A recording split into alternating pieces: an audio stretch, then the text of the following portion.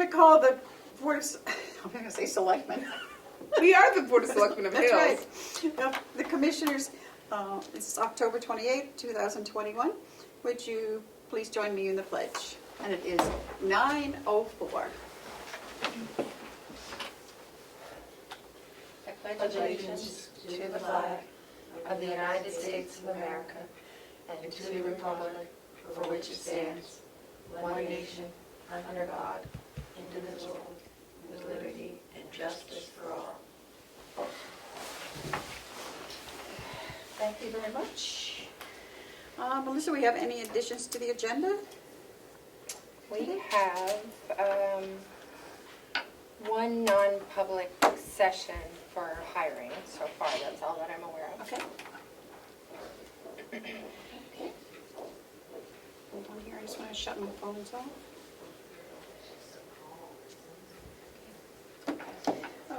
Okay, any media questions this morning? I do not see any. What a shame. Nothing on the No, I chat. can't see. Okay. Any public input this morning? Seeing none. Okay. We can move to the approval of the minutes.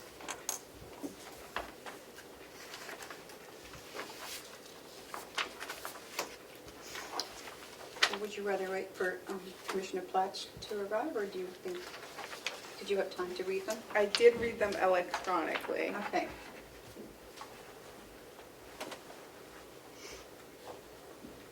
I'd make a motion that we approve the minutes from the Carroll County Commissioners meeting that was held on October 21st of 2021. I'll second. All those in favor say aye. Aye. Aye.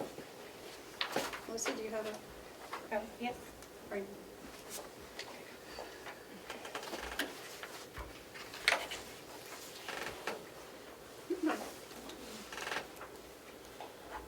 Can't believe this month is over.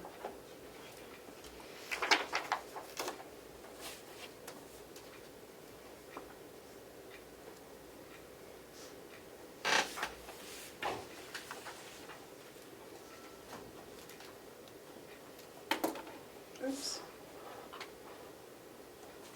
Signed in the wrong place. Yeah, that's all right. He's not here anyway. Okay. The manifest for October 22nd was $70,746.48. And we have the payroll here somewhere.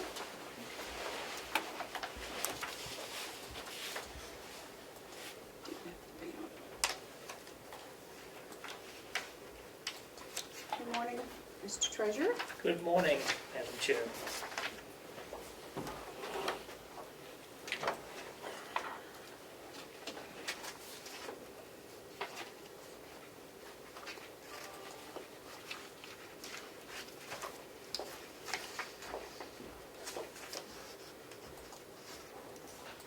Yes.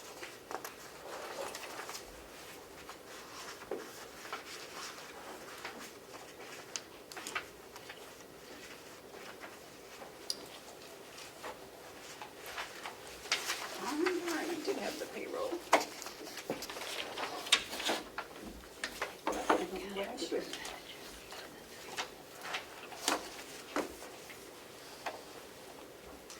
Oh.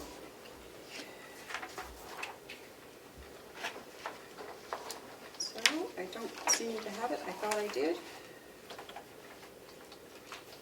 So we'll just go ahead and skip ahead. Hales. And Joe, I have stuff for you. Okay.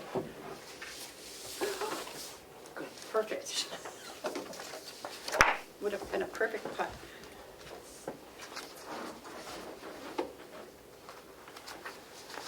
So we have some checks that needed to be okayed and sign off on the bills. I'll pass these back over to you. One of them is for Whitney Consulting Group, LLC. It's a part of our assessor contract. And there's a deposit here. And the other one is to the town of Conway, which is for their share of the vehicle registrations that they collect for us. Also, I talked with Trevor Sullivan. I don't know, is he going to zoom in today, or? No. He was not able to do that? No, to go over the Hales budget. Yes. So he was going to, he's at a conference next week, but we'll try to join the Zoom next week when Next week? it's on the agenda. Okay.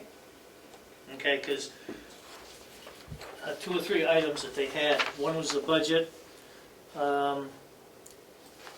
the software purchase and installation agreement from Avatar Associates in New England, whereby the residents of Hales can pay their taxes online. He didn't think that was going to work because, as he put it, quote, most of them are old school and they like to write the checks. So we did put the $750 in the budget for this contract, but commissioners were going to look at it, I think, this week, or this past week, and make some kind of a decision today. And so I think maybe we better hold off. I on would doing like to anything. hear, from Trevor. Yes. Yep. Okay. And then they do not have an association employee. They have contract labor. Do I need to initial the invoice? Yes, Yep. Anywhere? anywhere. Anywhere. Initial or sign? And you can sign it if you prefer. Sign it right at the bottom. That's what I usually do.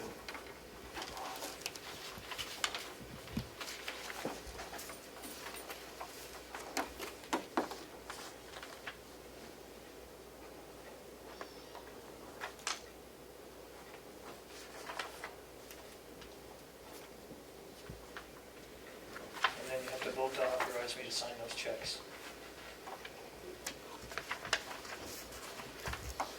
Should I sign this one on the letter or the actual proof? That's a deposit. I don't think we have to do No, we that. don't have to sign on the deposit. It says selectmen to sign off on bill, return to me, thanks. Yeah, the bill. What bill? Because this is a check, it's going to the town of Conway, these are the Yep. registrations they Yep. collected? Yeah, so Yep, that's where you sign need to that. sign it. Yep. Okay. I have done so, Madam Chair, all the checks look appropriate to me. Can I have a motion on those? Yep, we need Are a you ready? motion. To I approve didn't the know if you amount. got to see them yet. Yep. Madam Chair, I'd make a motion that we approve the checks as signed by the, invoices signed by the commissioner, the selectmen, and vote to have the treasurer sign said checks. I will second. All those in favor say aye. Aye.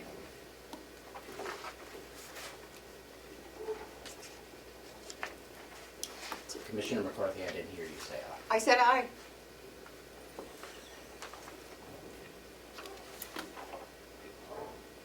Sorry.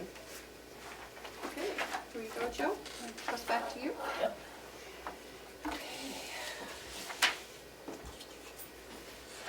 Anything else for Hales? I think that's it for Hales for now. Okay, treasurer's report? So the September bank account reconciliations and the expense and revenue report, I just talked with the finance, and I believe that there may be a bit of a holdup between the finance department and the CFO. I think she's reviewing them. I'll have to either send her a message or find out, because I had anticipated to have them today. Okay. So I'll find out what's going on with that. The tax anticipation note, they're still awaiting our cash flow projection, and I'll talk with Bonnie about that also. Okay. Anything else for us, Joe? That's pretty much it, unless you have any questions. Commissioner Cesare? I do not. Okay, line item transfers, do we have any today? I saw one. We have one from, Superintendent Eldridge is here for one. okay, come on, Sean. It's in your packet.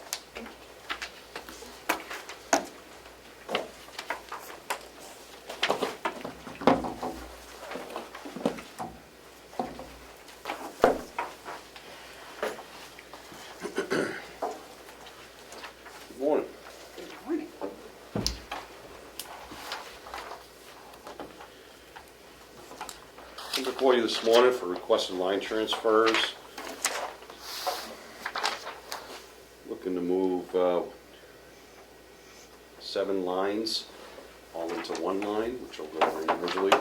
This will do a help assist to make sure we have enough funds to pay the remaining balance of the prime care contract for the month of December.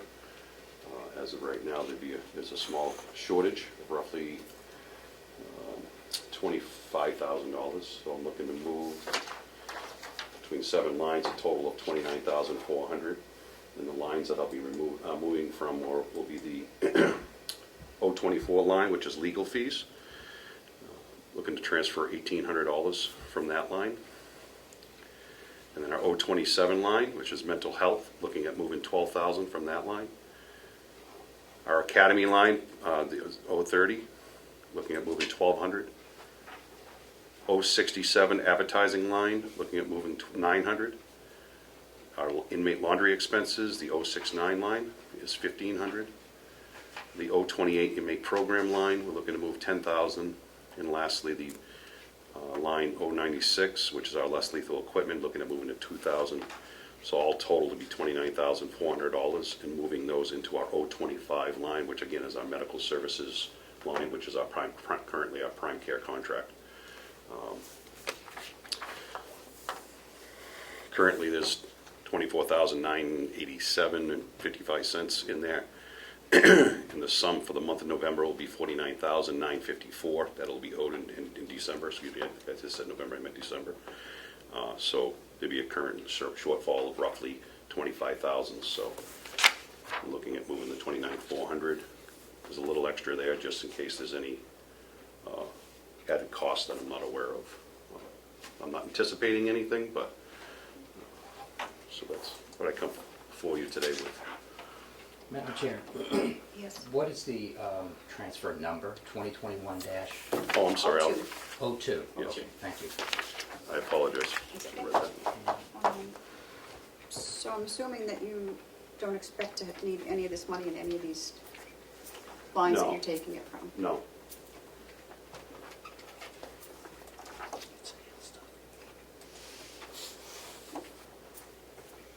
And I knew we were expecting this, so it's not a surprise. Yes. This is our first year doing the contract, that we signed in May. In May. So, Superintendent, thank you for coming by. Thank you for the very detailed letter. I appreciate it. I don't have any other questions then. Would you like to make a motion to accept? Yes, Madam Chair, I'd make a motion that we accept the transfer request 2021-02 in the amount of total of $29,400 coming from lines 100.6100.024, 27, 30, 67, 69, 28, and 96, all going into account number 1000.6100.025, the medical services line. I'll second. All those in favor, say aye. Madam Chair? Yes. Could we have a bit of discussion before you vote? It is the superintendent's second line item transfer request this year, but it is actually number 7 for the county. Okay. So it should be 2021-07. Thank you. So, sorry. okay. I didn't notice. Are we ready to take the vote? I amend my motion, Madam Chair, to say that this is request number 2021-07. The rest of my motion remains the same. All those in favor, say aye. Aye. Do we have a one to sign, or we just sign one of these? I have one downstairs for you to sign. Okay. At your break. Thank you. You have anything else for us? That's all I have for today, unless you have any questions for me. No, everything's going smoothly. As Keep smoothly up the as good it can, work. doing the best we can. How are we doing on help? Still struggling on that, as of everyone else in America, unfortunately. But we're trying. We have some interviews scheduled for today. We'll see where they go. So there's potential there. Thank you. Maybe I could work at the jail. I can get you an application. I know a guy. Thank you. Thank you. Oh, you do? How many did you have? 114. You're a lifesaver. Would you like these now? Yeah, did you have an invoice? Because we want to make sure you get it back. Yeah, I have it. It's on my desk. I'll be able to put it in the box. Okay, we'll just get it. I was looking at seeing if I get a rush order as well if I need to, so I'm working on that. Okay, thank you so much. All right? And Thank you. Let me know if you need anything else. she signed your form this morning, your request off. Yes, Oh, I So did. you're up, that's awesome. all right, excellent. Thank you. Appreciate your Thank time. Sorry, Madam Chair. Good morning. Are you okay? We were Oh, worried yeah, I was about you. dealing with some stuff on the farm, other emergencies, so Well, as long as everybody's well and safe, everybody's fine except for an animal. and all the goats are fine? They're okay. Was it a dog? No, not a dog this time. It was a goat, but Oh, she's okay. okay, We fixed it. okay. Did you pick up your, well, we didn't bring Matthew's. I have it. Oh, you have it? I did pick it up, yeah. Your packet, okay. So we are on item number 11. Oh, wow, moving right along. Of course. And that is, we're opening up some bids for the Registry of Deeds.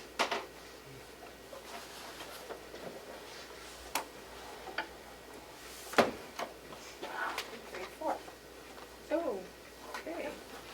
How do you want to do this, Madam Chair? There's 4. Usually there's only 3. Yeah, I don't know, let me just take one, you take one. Since Matthew's been late, he can do 2. Oh, okay. That's your punishment.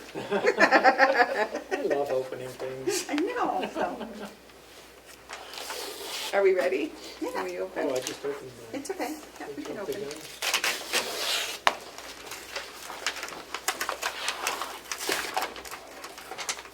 Doesn't have quite the same feel as Christmas, Madam Chair. No, because I think we're gonna be spending money. And it's an envelope within an envelope. Super. You're not supposed to send it. I know, but Christmas has that exciting flair, and you're so It excited. does. Half the time I don't even understand what we open. You enjoy getting or giving more? Giving. Oh, good. But I guess that means you're paying for lunch. Sure. For my fine fellow commissioners, why not? Point of information, Madam Chair. Yes. What are we opening? We are opening bids for monitors for the Registry of Deeds. Thank you. We That's had to on the rebid first these, page. right? Is this the one we rebid? There were 2 rebids. One was for a receipt printer and one is for monitors. This, I have monitors. I don't know I what. have monitors. I have monitors here and monitors here. Okay. What do you want to do?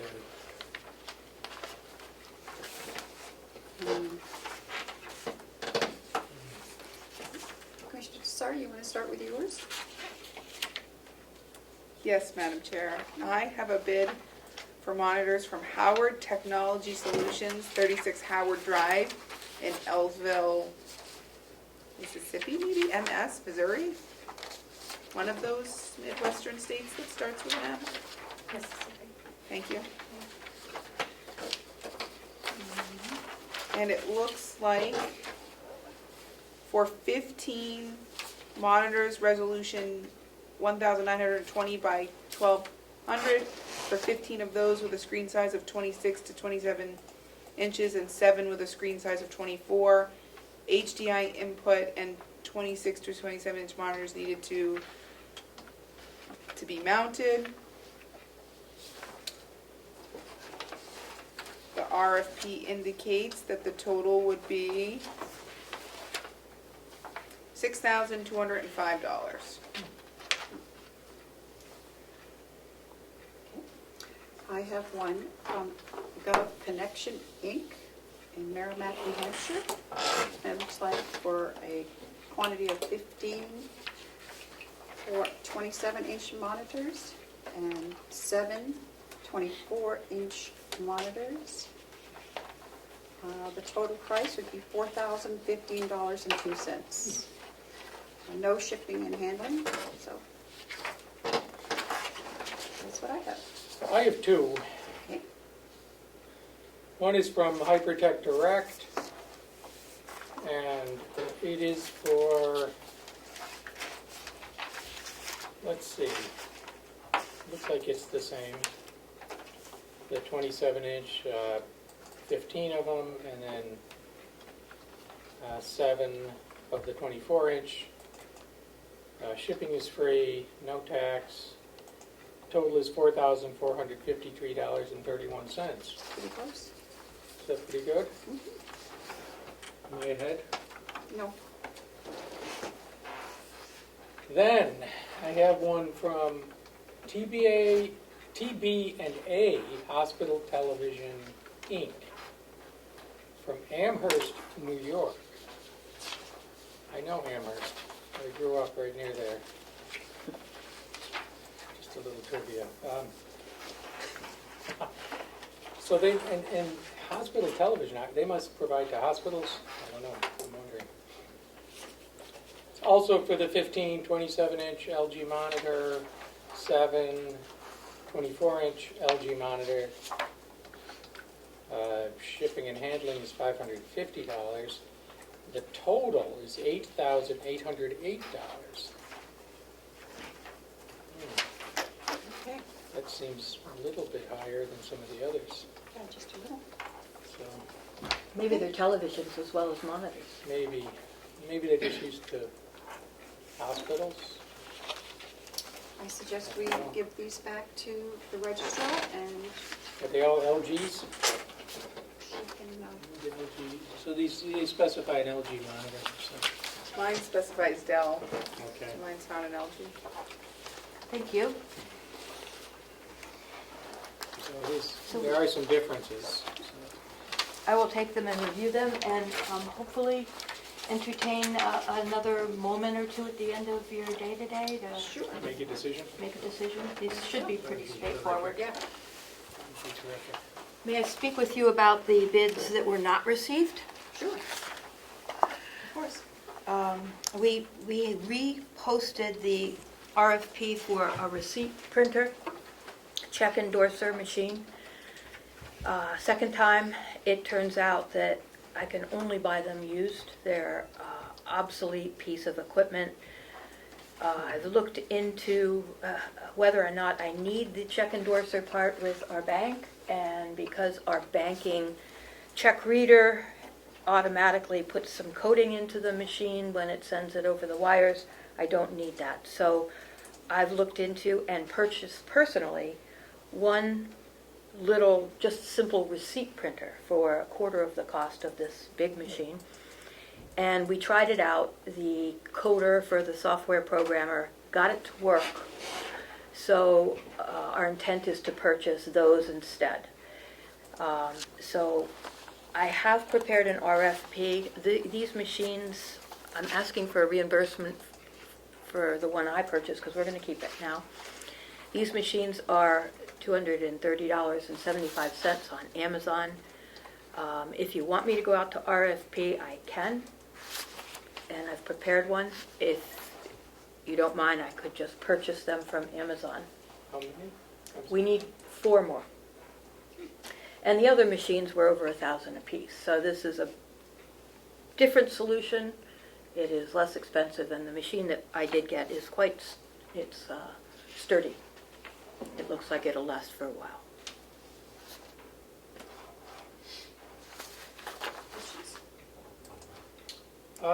Sometimes you can do a Google search and find prices lower than Amazon.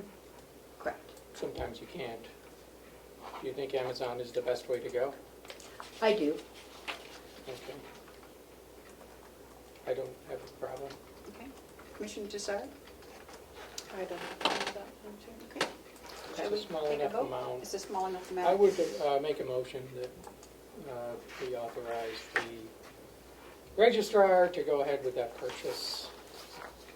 It's approximately $1,100. 230 times Five. 4. Well, one's already purchased, so. I needed We'll 5. reimburse you. I needed 5 Okay. total. So another 4, okay. Which would be less than $1,000. I That's think correct. that's acceptable. Less than one Yeah. of the other ones, so, okay. Seconded, Madam Chair? All those in favor, say aye. Aye. Aye. You're all Thank set. you. You're very welcome. Okay, do you have anything else for us? Well, I have You have something your else for bunch. you, but it doesn't have to, we finished with the bids. Okay. I have a budget. Yes, you do. She's Are we first doing on, your budget today? yeah, she's first on the budget. No, is that in the package? I believe it is.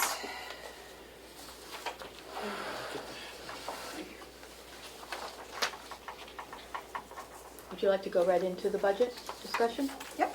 Okay. Are you set? Did you find it? Oh, yeah. Okay. Oh, yeah. So the 2021 budget, in comparison to this year, was a piece of cake to do, although it took me hours and days. This year has been very, very complicated. And I'll start with last year's budget. The revenue in last year's budget, because of the boom in the real estate market this year, we matched revenue, we met revenue in September.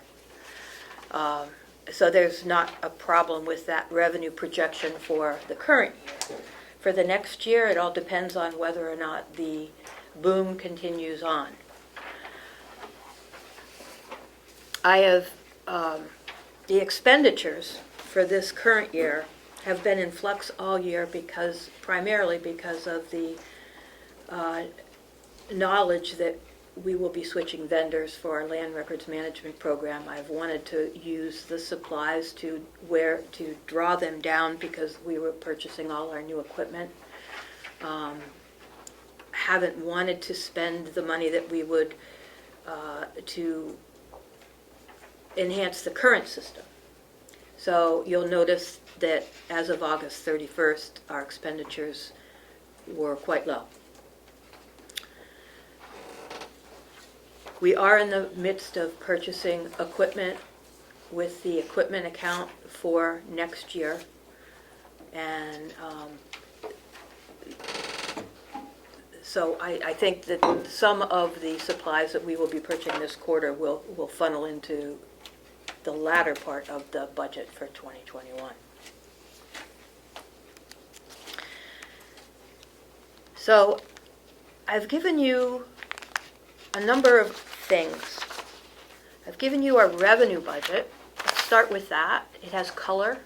It has an orange column that is the 2022 projected deeds revenue. Is that this? Oh, that's your own person. Well, I gave it to Melissa to pass on to you. Nope, we don't have it. I Oh, have this, that's, which I can't read. that's, Oh, that's it? that's Can you it. give us a microscope to read this with? Oh, my goodness. Would you like me to make you some copies of this? I can read any line you would like, Yeah. Commissioner Clapp, with my young eyes. With your young eyes. Oh, what a blow for that one. Not to you, Madam Chair, because your eyes are nice and young, and I'm sure you Oh, can yeah. see this perfectly. Comment was only directed at Commissioner Platt. I will be once I put my glasses on. I'd be glad to go make you Mine are ages. let's see, can I give you mine that that has color, and I'll use one that doesn't have color. I think that would help. I'm Let sorry. me give this- I didn't bring my magnifying glass. I have one, today. I have a second that's Oh, do you? non-colored. I'm gonna start bringing a big magnifying glass. Just buy Oh, these at Walmart. this is better. I'm sorry, I should have brought you up paper Did Melissa copies. do this? Where is she? She's disappeared. We'll have to reprimand her for this.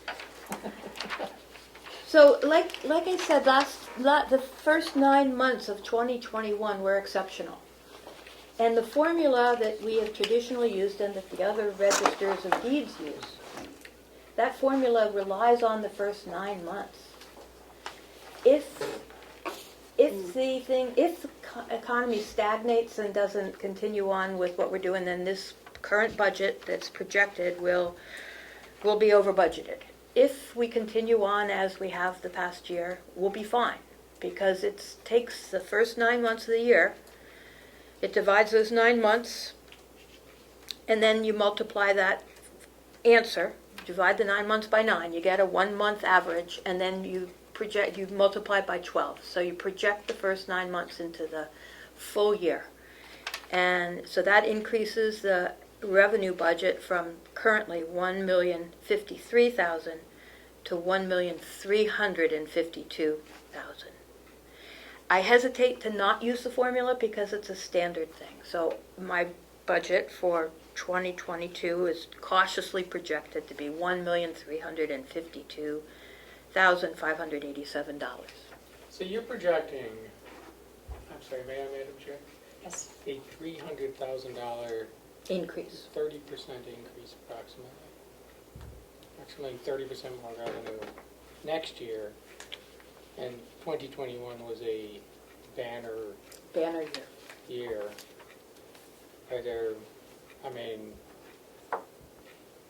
interest rates have been historically low and they're creeping up right now. Are a lot of the work refinancing, or are they sales? It's It's both. everything. It's Were everything. refinancing's up? Everything's up. Everything's up.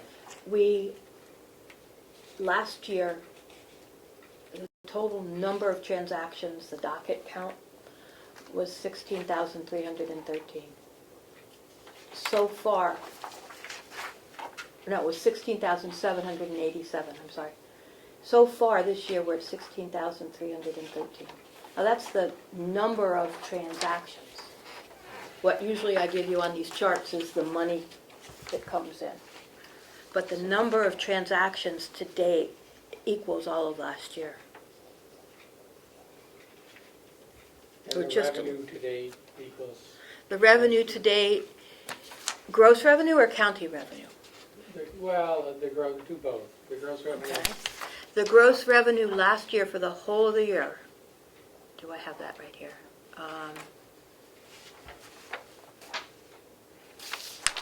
No, I don't have it. We are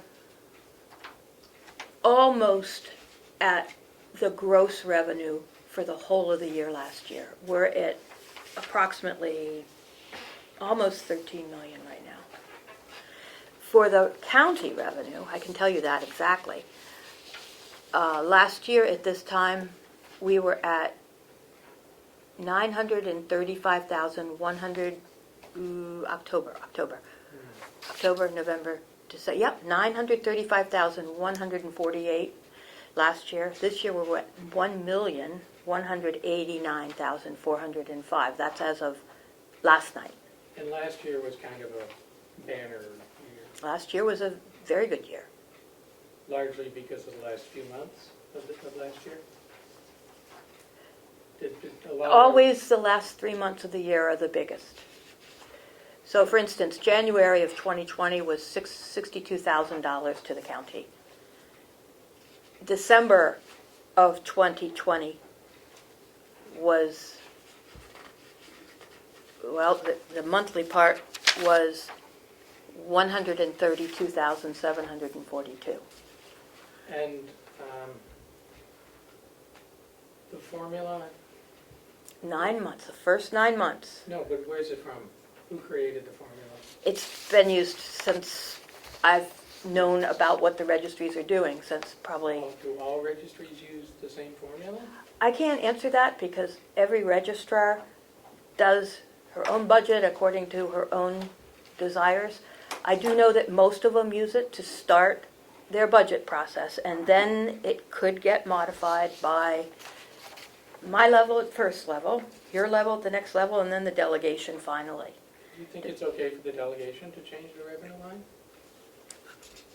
That is a part of the process.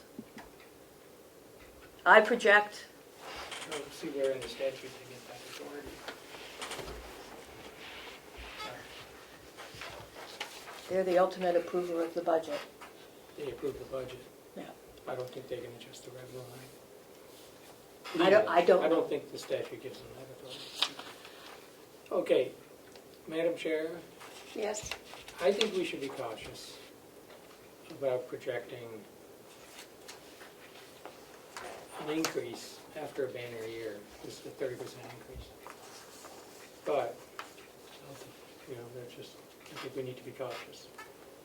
Aware of that Yeah. being the case. And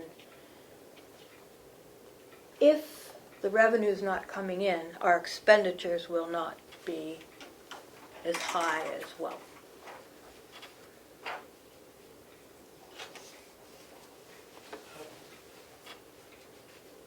How much are you making a profit this year? Yes. You're bringing in, your revenue exceeds your Oh, yes. expenditures. Oh, yes. By far. And you're projecting, so on the expense side, how big an increase are you projecting for next year? And how much of that is We're driven not, by- we're not projecting an increase in expenditures, but I believe we should go through the expenditures. I guess, how much of the expenditures is driven by an increase in transactions? Oh, boy. I'd have to study that one, but it's the,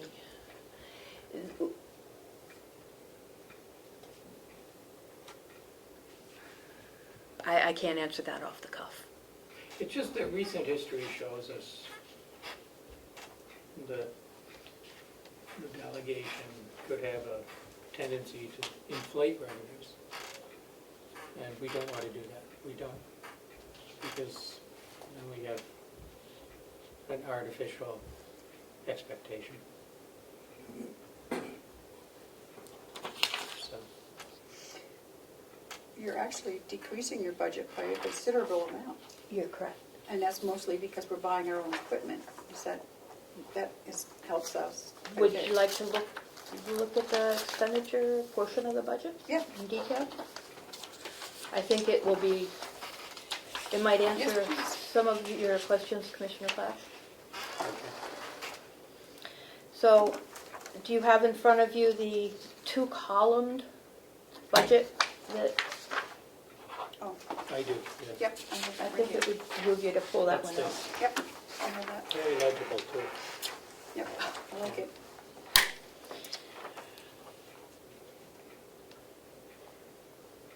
Concerning this budget, there are two assumptions that I made when preparing the budget for expenditures for this year, for next year.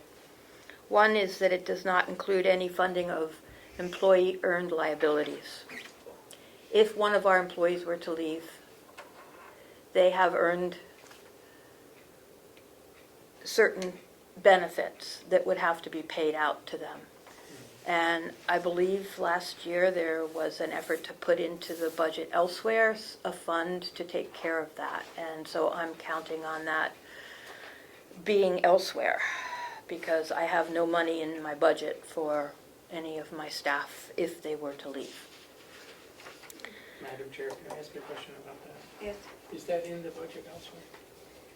I believe it was put in the budget somewhere else last year, but we haven't seen the total budget for this year, so I don't know what they're doing this year.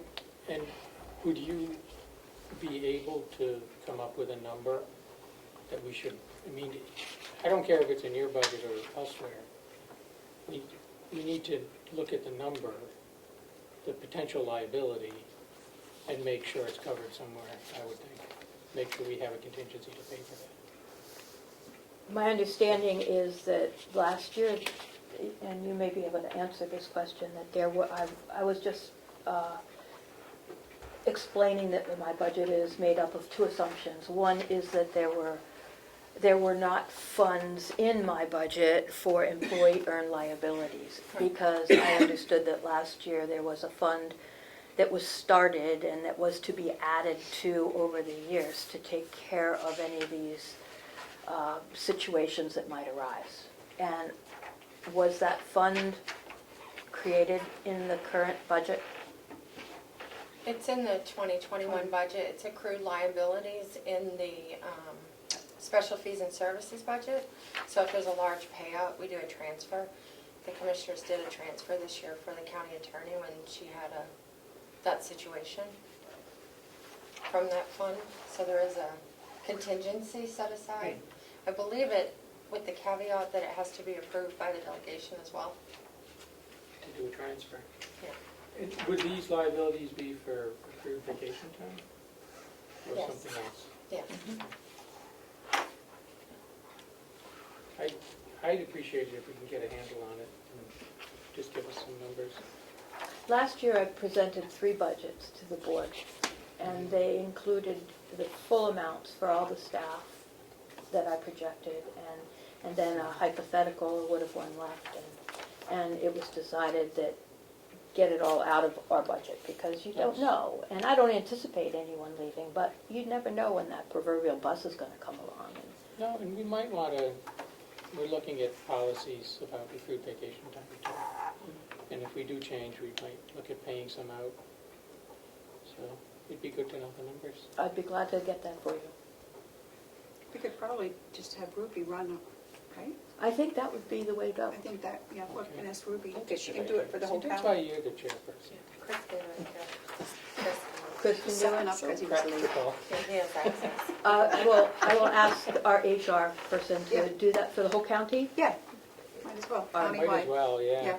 then we'll know how much We just we need have to know to what it enter is. into our, Well, Would you'll be need great. it when you get to the special fees and Fees and services services, Yeah. as well. Okay. Well, the second assumption Mhm. is that the purchase of the land's record management system, the network hosting, and the first year of support, rental, and repair for the land records management system is paid for out of the ARPA funds and that is coming right up. We are testing the system. We're doing the fine tuning on the coding right now. December 1st, we plan to be implementing it in-house and running 2 separate systems for the full month of December.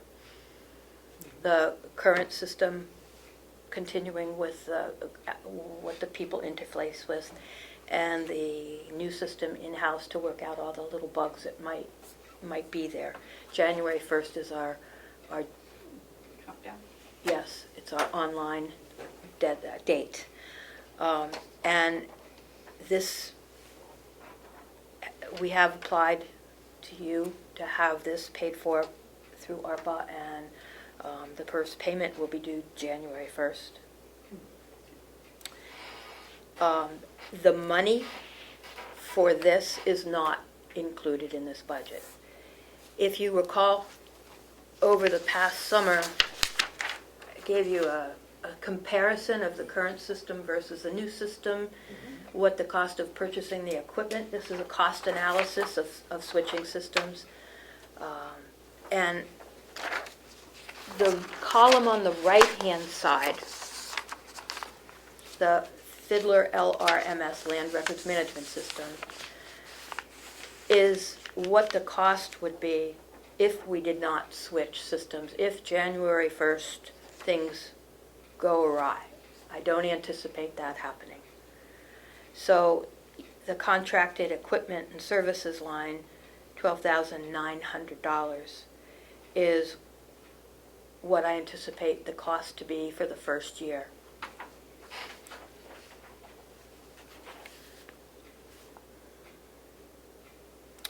So that's the only difference on this sheet, is that line. That is the only difference on this sheet. Okay. So the county is investing in its future with the move to the new land records management program and the purchase of all the deeds office equipment. At the same time, it's important to preserve our investment in our staff. Retaining exceptional employees is critical to managing the increased office workload. And Carroll County is well served by our worthy individuals that are working daily to serve the county. The salary line compensates for staff and includes an increase in pay of $1.75 an hour plus a 5% COLA. Salary studies have established Carroll County employees' salaries lag behind other registries. And over the past few years, the county has given moderate raises, slowly raising the salaries, aiming to reach an equitable level. With this 2022 raise, the deed staff will be compensated at equal to or close to the mean of comparable jobs in the registries.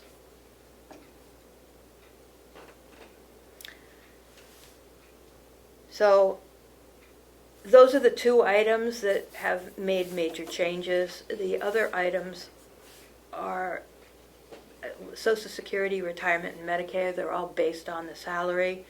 Education and conferences, we didn't spend much last year because of COVID. I dropped it a couple $100 to $3,000. Other fees and services, that's just a placeholder of $1. archival paper and covers. Last year it was much higher because we had to purchase the book binders. This year it's simply for archival paper, which is a linen-based 25% linen paper. Office expenses are the same as last year anticipated. Dues and licenses and subscriptions, I believe, are the same. The big unknown with that one is the statutes. They seem to go up 10% a year. I guess it did go up a little bit, and it's the statutes. Postage is the same. Archival record maintenance, that I don't have to ask for because we're getting it done through the bond. And as a matter of fact, the deeds were to be returned yesterday, but the trucking leasee didn't have a truck available, so they'll be coming in next week. Cell phones is for 3 staff at the rate that I think is going to be around $45 a month. I called the CFO about that. She said put that number in. The 2 staff would get cell phone compensation if we were to go to working remotely again, but not unless we do. Okay. Travel and mileage is the same. I'm hoping that we'll be able to get to some meetings this year. Document copier expenses is the same. New equipment includes roller shelving. The last time we ordered roller shelving was in 2019. It's a reoccurring on a cycle. I've only put in for 4 columns of roller shelving this time because their price has more than doubled. And I couldn't see putting in for more than that at this point. So the bottom line is $385,022 compared to this year $477,306.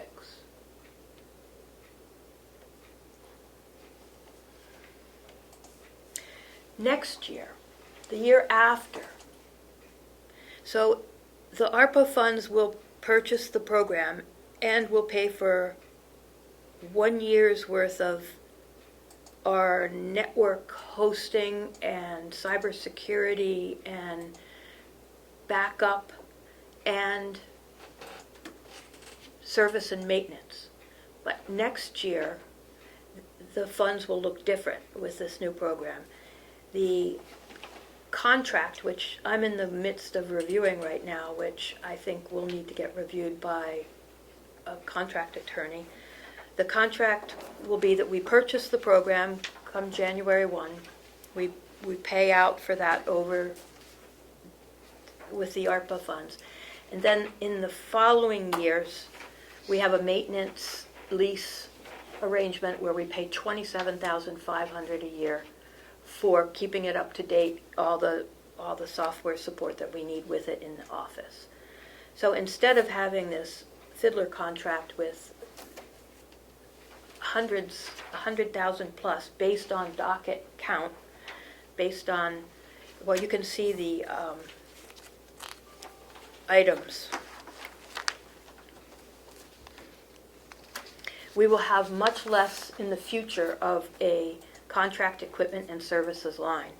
In the future, it'll be $27,500 for the rental, lease, maintenance, and we will have $24,000 for hosting the web and network and cybersecurity and database off-site at a third-party hosting site, plus the minor supplies and microphone, film, and Zoom.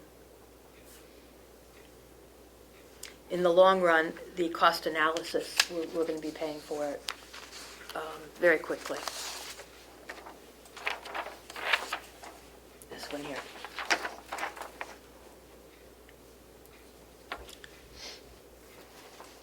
Ten-year cost, $517,000 versus the 10-year cost, $1,244,430 with the way that we've been going now. And this analysis didn't include the new price structure that came in for the next cycle of contracts. So that is my budget presentation, and I welcome any questions.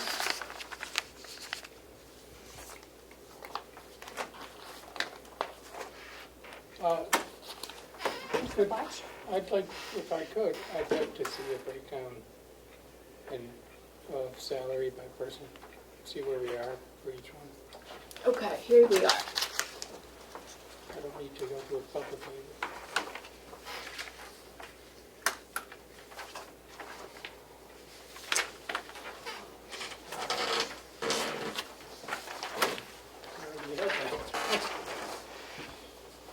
Did I give you one? Not yet, thank you.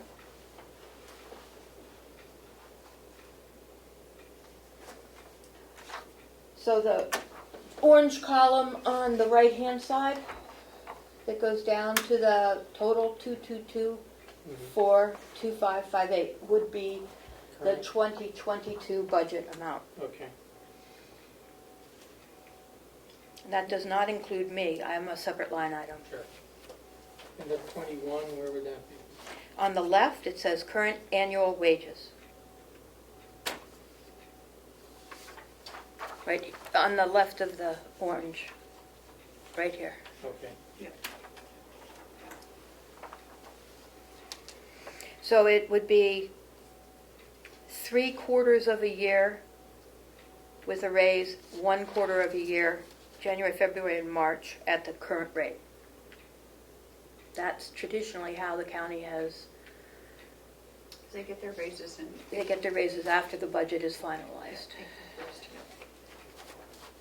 I don't know why that is. It makes doing the I budget guess complicated. because the delegation has to approve their appropriation line, and they have until April 1st, Okay. I would assume.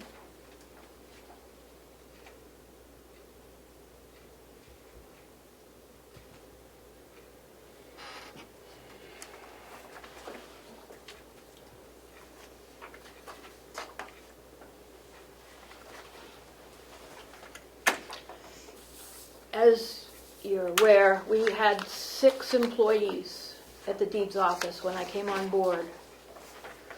We had recently one lured away with promises of greater salary. I can't afford not to have these good 4 people that are well-trained, that are experts, that are serving us very well, and feel they have earned the right to get their salaries up to par with other comparable salaries at other registries. Last year, back in 2019, I did a salary survey and HR did one. Last year, we brought them from just under 80% up to about 90% of the mean. I think this year we'll bring them right up to the mean. And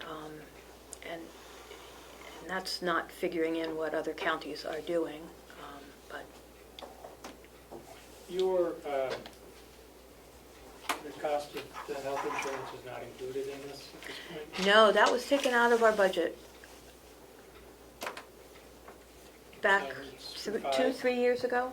And it's for 5? For 5, All includes employees me, did it, okay. yes.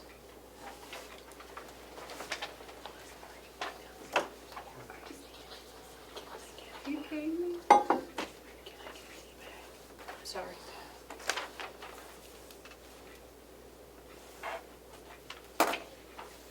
Could I speak to the health insurance, Madam Chair, just briefly? So we're separating out the auditor, the CFO, she's not the auditor now, is working on helping us figure out how to apportion all the things that need to be apportioned to the nursing home, and then realizing the balance of lines like medical insurance. And then as a supplement to the special fees and services, we'll have a chart of some sort of breakdown by department of the cost of medical insurance, dental, etc. Like all the nursing home stuff will be pulled out and charged to the nursing home, and then everything else that's left will be broken out with supplemental materials this year. And administrative costs, will some be allocated to the registry as well? I think the CFO wanted some extra time to think about how everything should be apportioned. So I imagine in the next week we'll get some good guidance Yeah. from her. For example, I know this year we spent a good amount of time with the archival restoration, making that happen. And, the finance department got involved and others. And yet including Joe. And so there are costs that, central costs that I guess would be allocated. And yet, whenever a change is made to how the budget is put together, it makes it very difficult. You can't compare.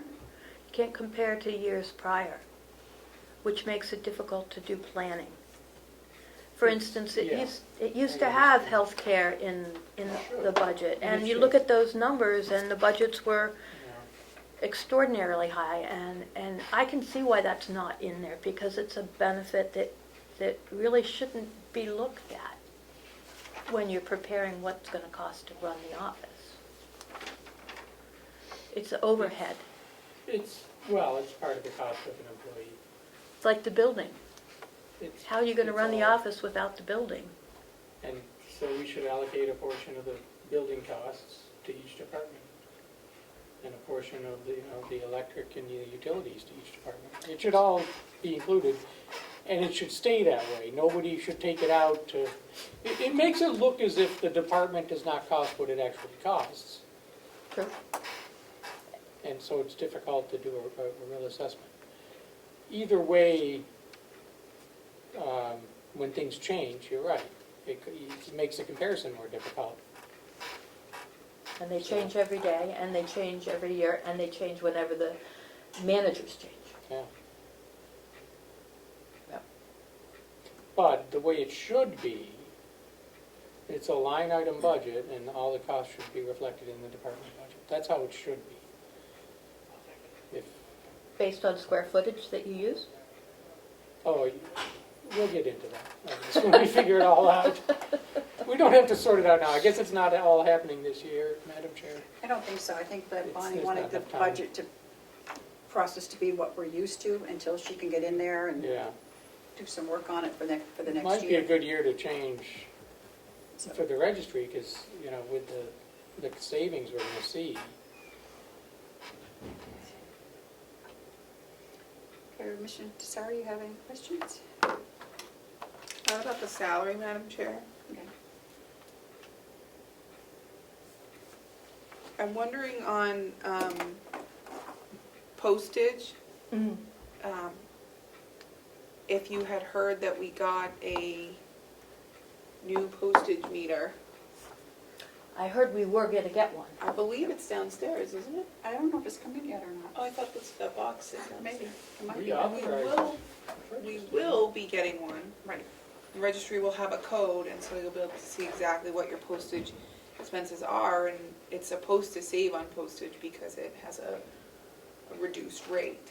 So I would encourage you to use that, and then hopefully next year we'll have a concrete number on if there's any savings in that, but. Okay.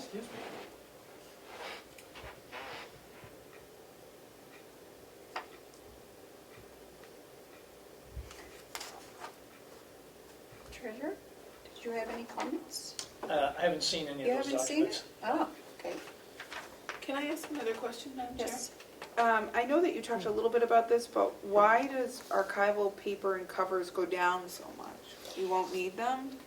Well, it went down, I don't buy the hard covers for our deed books every year. I wait until I need a large amount of them. And then I put in, and it's every 2 or 3 years. Last year, we purchased 150 archival book covers, enough for 2 years, so it's not in the budget this year. Okay. So instead, I'm buying roller shelving this year. Every other year, I try to get one big event. Can I make a suggestion that you point that out Sure. when you present to the delegation so that they can begin to understand why when you come to them next year and you're asking for 10 grand for those things, they Right. understand why that 10 grand is now in there. And if they would prefer that you put 5 grand in every year so that there's never a change in your budget. Because I've seen a trend that they tend to nitpick at those big expenses when it's not planned in. right, and they like to see the budget remain the same year to year, and in 2 years, you're gonna use 10,000 worth of those covers. So you can either put it in once every 2 years, or you can put 5 in every year, but it equates to the same thing. Right. What about establishing a fund to use for equipment purchases? Well, there is. She has some. It's That's what she has in archival her and budget. paper covers. It's specific. It's very specifically determined that that's what this money is for. I guess for all equipment purchases. She has new equipment on line .97, but Yeah. I guess I just see the covers as a recurring cost to the registry. And I don't want, this year you've lowered it, so I think they'll be great with it, but then next year when you come back with a $10,000 request, they're gonna be like, well, it was only 2,500 last year, and I think, I can explain it. correct me if I'm Yeah. wrong, it could be a whole new delegation makeup by the time we're doing the 2023 budget. That's a big draw. Is the restoration project paying for any of the covers? No. No, she just explained it. She buys about $10,000 worth every 2 Every- years. Yes. And I think, She well, bought them last year. yeah, this delegation is used to that, but with a new one, they won't be. So do you think we should double it then? No. Make it 5,000 instead of 2,500? But that's my question. It's I just won't a spend it thought. this year. Yeah, see, that's I the won't trouble. spend it, She won't and we'll spend have to it. raise it for taxes, and and then I'll have to put in an order and hold it over, unless you put it in a, Well, couldn't you encumber it at the end of the year knowing that you're gonna spend? you have to have an order in place To prior to encumber. the end of the year in order for it to So be you don't encumbered. order it that No, quickly? I order it 10 Okay. weeks before I need them, and it Okay. takes them 8 weeks to produce them and get them to me, and then I have 2 years' worth. Very good. So could we establish a reserve account to pay for that sort of thing? You could.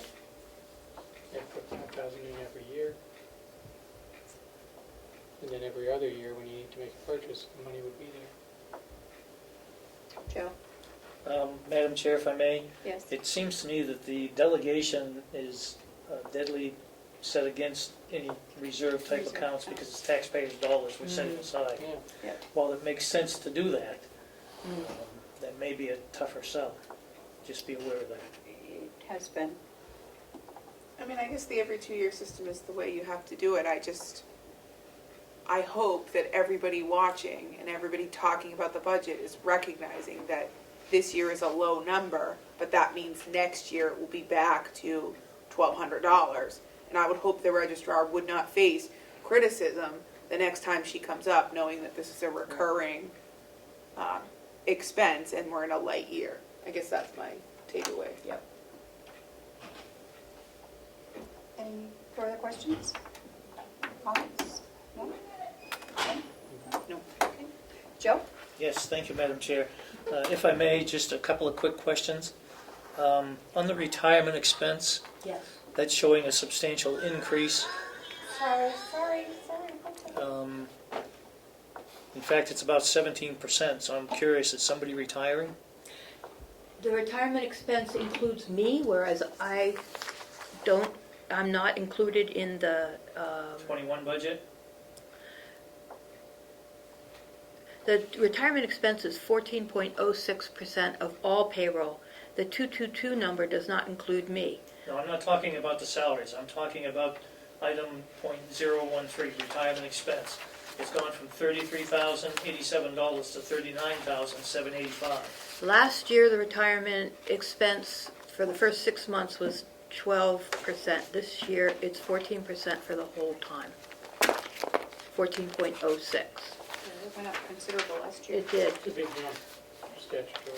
Yeah, that is a big jump, and I'm still confused as to why. If You're you telling me do- that the increase is related to the statutory rates? It has to be, yes. Yeah.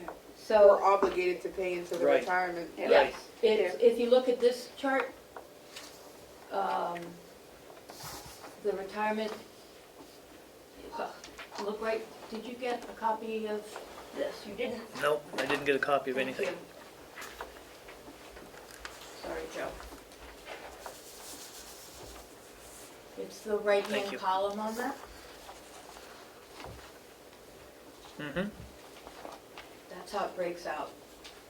And the calculation is the 14.06 that you see on the,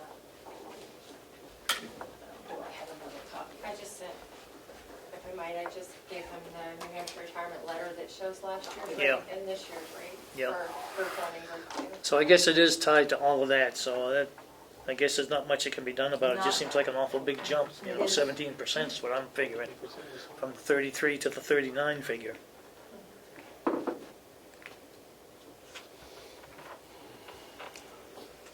The other one is, again, on the salaries, it looks like a 10% increase from 201,781 to the 222,435. Did you say that does or does not include you? It does not include me. Does not include you. No. So you're looking My at, salary is set by the delegation Yes. last Yep. year. so you're looking at a 10% salary increase? It's 5% for 9 months. If you look at this sheet again, Joe, this one Mhm. here, Yep. and $1.75 an hour for 9 months, for 4 staff. And this gets us up to a mean of other like-kind jobs in the registries. If I take the 33,087 and divide it by, the 201,781 and divide it by the 222,435, that represents a 10% increase. It does. Okay? And so what we're saying is the salaries are going to increase 10% for the registry? I didn't do the percentage numbers, I did it on this sheet. Yeah. You can see exactly how they were calculated. The column that is column I is 175 Yeah. per hour times 1560, which is 1,560 hours, which is 3/4 of a year. Mhm. And the 5% is in the H column for 9 months. It brings the salaries from the current annual wages up to the amount you see there, and then you add in the $2,730, and you get the J column, which is totaled in the L column. Doing it the method that you're doing it, if I'm figuring these numbers correctly, and I may not be, it looks like it's going to be about roughly a 4% increase, a little less. But doing it over here in totals, it figures to be a 10% increase. And I think that's going to be a tough sell. I don't know any other departments that are going to get a 10% increase if that's what it's stating. Well, not quite 10%. 10% would be a few more thousand, I think. But If I It take, is- if I take the 201,781, 203,860, where's that number come from? current annual. The revised 21 budget's what I'm looking at. Okay, 201,781. yep, Divide that by the 222, 435, just about 10%. like I said, this includes the merit that gets us up to the mean for like-kind jobs at the registries. Back in 19, we were less than 80%. Last year, we got up to about 90%. What was the percentage increase last year, do we know? It was $1.20, I believe, an hour for each of the staffers. What was the percentage? I can't tell you that. Well, it may be a moot point, but I just want you to know, I think that's gonna be a bit of a hard sell. If it's presented this way at 10%. I don't know how the commissioners feel about it, but it just seems to me that it's, I realize you need it for the staff, and I realize the staff needs it too, but I don't wanna set a precedent here where other departments are gonna start saying the same thing. I understand. Okay. Commissioner Tesari? Normally I would agree with the treasurer. However, in this case, when the registry's coming under, so far under their last year's budget, they've saved almost $100,000. Every other budget we've looked at has been over by 5 or 10% for their total budget. The registrar is coming in under budget significantly. And if she loses staff, it will in turn cost the county more. Yes. Because as we all know, when you have to train a staff member, it's harder. And the registry has done, no one can deny, more work this year with the same amount of people than anyone else. The recording numbers are off the charts. And to make her the mean average, I think she has the justifications to sell it. And I would be significantly disappointed in our delegation members if they didn't take a look at that. And when another department comes in and says the registry got 10%, those other departments get merit increases when their staff fall below the median. So I think that, as long as the registrar has the numbers to back up to show what the median average for registry employees are in the state, has the numbers and is under budget, I don't personally see it as a problem. That's why it's not concerning to me as a commissioner, where it would have been if it increased her bottom number significantly. I don't want to be misunderstood here, because I too tend to agree that it's needed. I'm just saying I think that's going to be a bit of a tough sell, so be prepared for that. It's long overdue, in my Yeah, opinion. I have no question about that either. But when I hear Commissioner Plash talk about reducing the revenue stream a little bit potentially, the registrar has always done a super job with everything. Their budgets, their numbers, their fiscal reporting, very pleased with all of it. And I don't want to be the negative one here over this increase. I'm not necessarily opposed to it, because I think it's well deserved, and I think they can support it with all they do, besides the fact that they donate substantial amounts to the county operations. So, with that said, I'm good. That's it? Madam Chair, I'm set. did we talk about the revenue? Did we finish the discussion about the revenue? I don't I think think we we're can coming look. back to all the budgets at some point. Yeah, we haven't even discussed revenue. I don't We'll think we have a finalize revenue everything. budget, do we? Yes, Where is it? it was the first one. The colored sheet that I gave to It's Commissioner this. Plash. Oh, okay. And I You do have it in the recommend small sticking version. with the formula. Once we divert from the formula, I think then it my bu- opens the door for chaos. No, he's just giving back the salary. I could make numbers up, No, don't You make those up. could, you could make numbers up, but a and so can the standard, delegation. They can- standard formula, We've seen that. We've seen that. So, a standard formula has a beauty. It it gives you a does, but what baseline. happens, how does it ever go down? What happens when it goes down?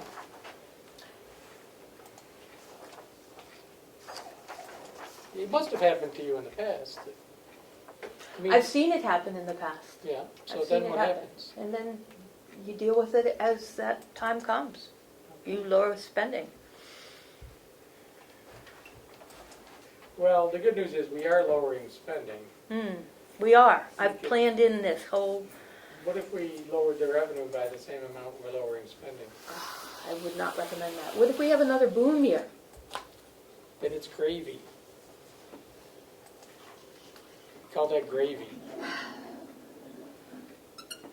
Just more gravy. Then you help support the cost of the nursing home. I'm glad to do that. Well, we have to. It's for a good cause, so it's an important. I mean, some of our departments don't make money. I I understand. mean, I don't, the jail doesn't make money. As I have said numerous times, the county is not a for-profit No, organization. We are a service-oriented. yeah. If we make money, wonderful. If we don't, we have to go do whatever we have to do. The only one making money is sitting right here. I know. Right So, in front of us. Better take care of her, huh? exactly. Yeah. Because the sheriff doesn't. Right? The No, he makes a superintendent little, I mean, doesn't, they right? make a little. He has recording, he has service fees. Yeah. They serve But documents and they charge overall, for it. Overall, yeah. It's not a profit center. No, Yeah. I would be concerned if it was, wouldn't you? Maybe we're not writing enough I would traffic too. tickets. That money That doesn't would be come back really to us. annoying. you don't get that. Oh, That money does not come back then to us. don't do it. It's just annoying. Sorry. Sounds like somebody who speaks from experience. I haven't, you know how long it's been since I got a ticket? Decades. It's been Oh, that is decades. the kiss of death, Commissioner. I'm not asking for one. They'll be waiting for you now. I have a few friends that could help you out with that dilemma. They'll make my car go faster. No, they'll make you go slower. I must apologize, I'm sorry to bring that subject up.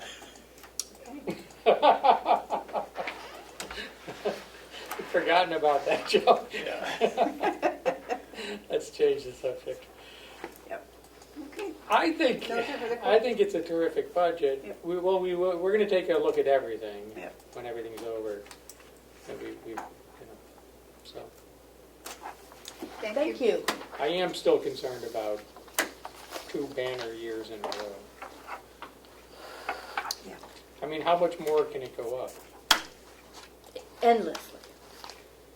Haven't all the properties already sold this year? They will resell. The Wentworth Inn just resold. The flippers? 150,000 more or less transfer tax. Wow. Just a few more of those and we'll have, Interesting. the chart keeps going up. Yeah. And didn't This you is have as like of yesterday. a $3 million sale recently? Just keeps going up. Wow. And that's from 2010, sorry, 1910, 2010. Madam Chair, Yes. this is where we need to push the delegation members to go to Concord and increase the rate of return. I say it every single time I get a chance. Have they not done that for us? No, They go to Concord and they want to put rules on us, like when we have to close our books. Why can't they help us out? good point for the next delegation meeting. Consider that my commissioner's statement for today. Thank you all. Thank you. So who's next? Oh, the county attorney. And she's in a Zoom conference or webinar, so Do we take a she's recess? asked Yeah, for can we- some additional time. You have a 10:30 with Carroll County Conservation We Should we take a do- recess? District, Recess? so you do have about 10 minutes We to take a recess. Okay. recess if you want. Bang. 10:22, we will recess until 10:30.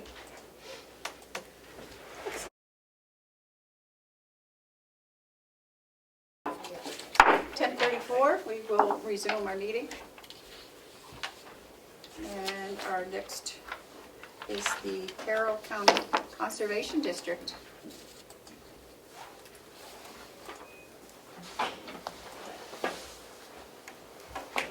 If you would just tell us who you are, and for the people that are on Zoom, so they know who we're speaking to. Of course. My name is Catherine Defoe. I'm the new district manager of the Carroll County Conservation District.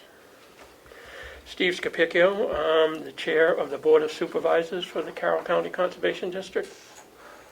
And Ian Whitmore, I'm treasurer of the Board of Supervisors for the Carroll County Conservation District. Oh, thank you, welcome. Thank you for having us. I think I have met you at the Sherman Farm, Yes. And me. and you, yep. I was there too. I didn't meet We you. were, no, okay, yeah, it was a very fun afternoon, actually. Oh, I'm so glad you enjoyed it. I loved the pumpkin ice cream. I have received more emails about that pumpkin ice cream than anything else. Okay, what are you here to see us about today? We're just here to answer any questions you may have about our budget, and I have a brief overview of the Conservation District, what we've accomplished this year, and what we hope to accomplish in the future post-approval of our budget. So, and of course, to answer any questions you may have. Okay. I'm not sure the other two commissioners are know what you actually do, so if you want to just do a brief description of what you do. Sure. So the conservation districts were founded in the 1930s by President Franklin Delano Roosevelt after the Dust Bowl in the hopes of preventing another Dust Bowl. So they were established to provide financial, technical, and informational resources to farmers that would empower them to conserve the quality of their land and their water. Today, that takes the lens of both conservation of farmland, and we also do land conservation as well, working with local land trusts and improving water quality. One of our largest projects this year has been restoration of trout habitat, and through that we've brought in thousands of dollars to the county that we've then given out to other county organizations that allowed them to restore several miles of trout habitat in the county. It's important because the Carroll County economy is really heavily dependent on natural resource tourism. It's also, we have a really glowing agricultural aspect to the culture here, and preserving that is only going to increase the financial, mental, and physical health of the citizens here in Carroll County. So that's sort of our goal and what we do. We act as a go-between, bringing in grant funds and then dispersing them, as well as providing educational programming and such things. Any questions? I'm wondering if we could go through the request. We can, of course.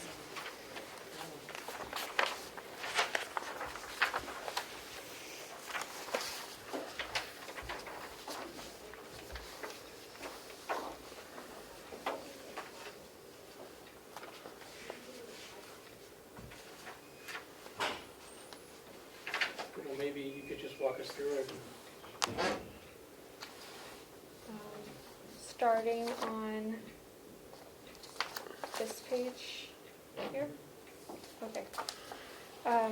So we currently don't offer fees for services with the exception of soil potential indices, so we don't make up a great deal of our funding that way. However, we have had increased interest in soil potential indices as more people are looking into the value of their farmland, so we hope to be bringing in a little bit more money that way in the future.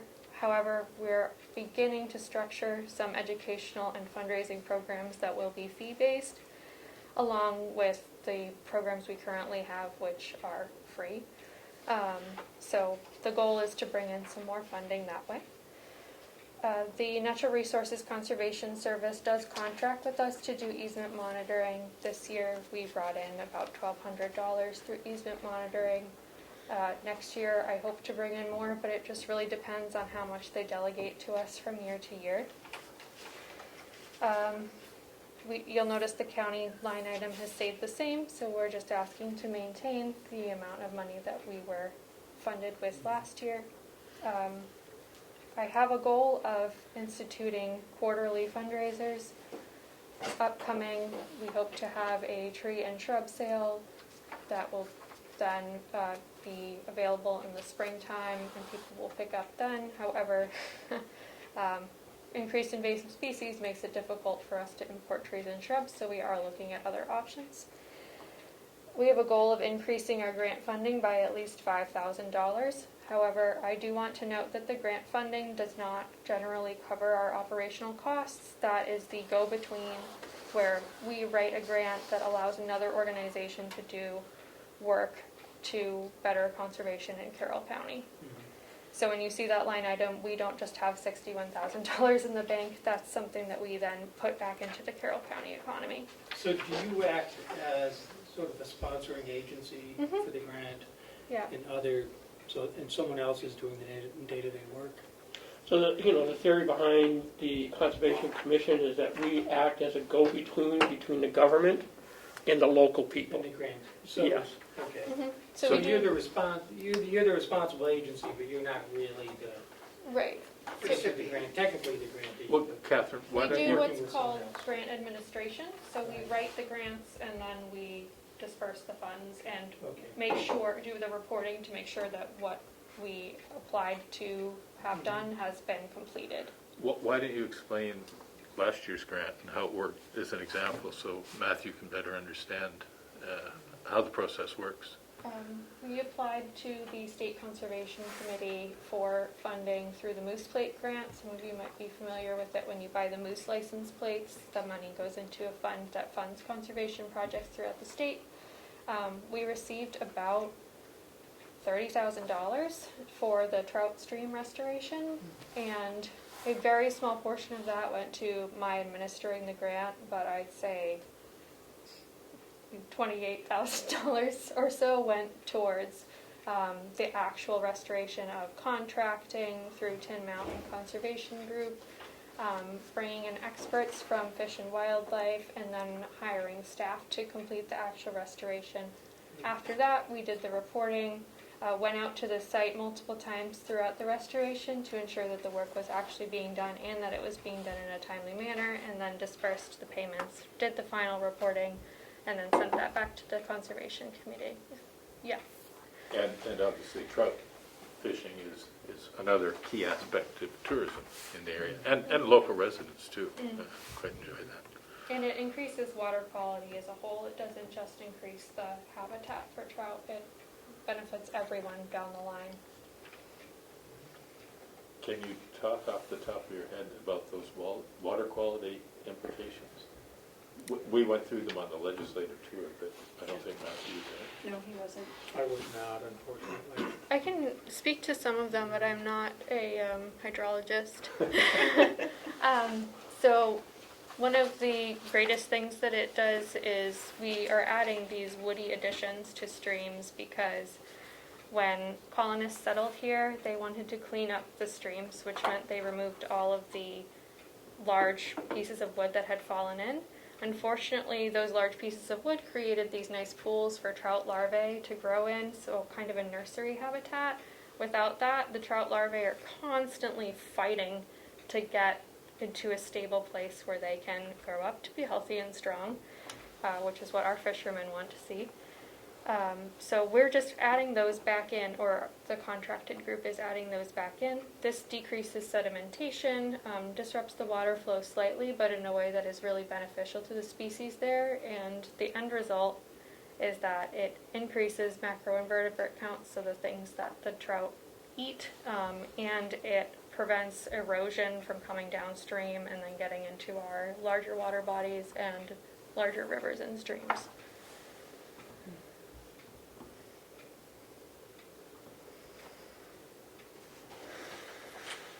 You only have, is it one paid employee, right, on a regular basis, which is, You're It's looking me, at it. yeah. Okay. and the others are like just contracted, or when you do, like for the trout stuff, you have to hire people to do it Yes, that they're singularly hired through the grant. through the grant. Yep. Okay. And where's your office? We share an office currently with the Natural Resource Conservation Service in Conway. However, that is actually something I wanted to talk to you about today. I've been doing a series of needs assessments by visiting different towns in the county.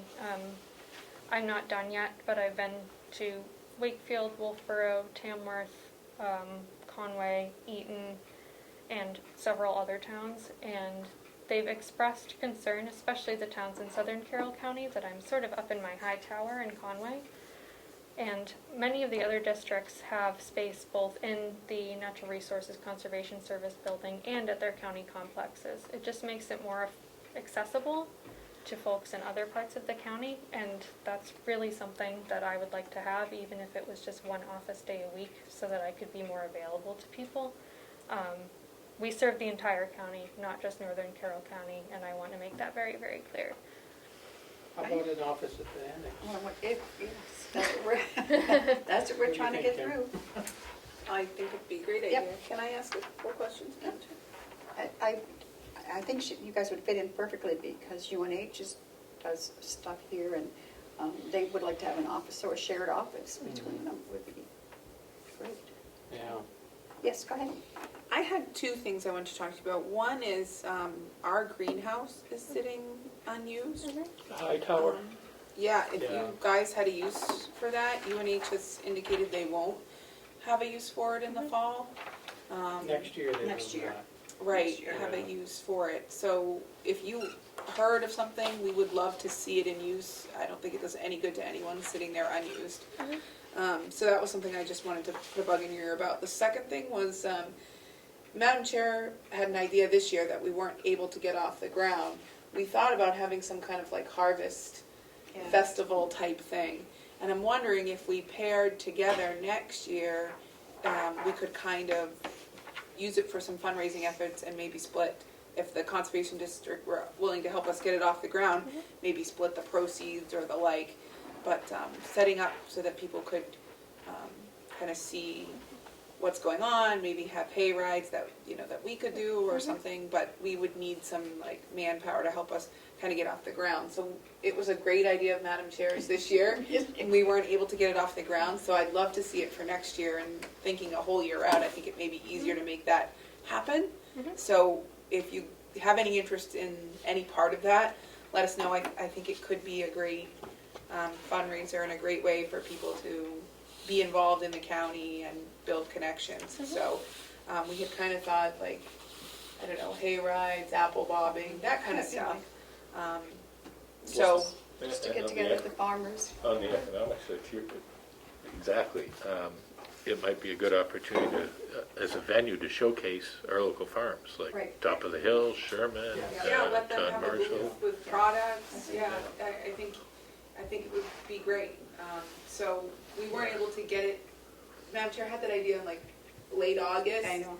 So we weren't able to get it off the ground, and we never found the right partner to help us get it off the ground. But hearing your pitch today, it seems like the Conservation District might be that exact partner we were looking for, and we would think we would do it. I would think try to do it like September, where it's kind of still warm. Next fall.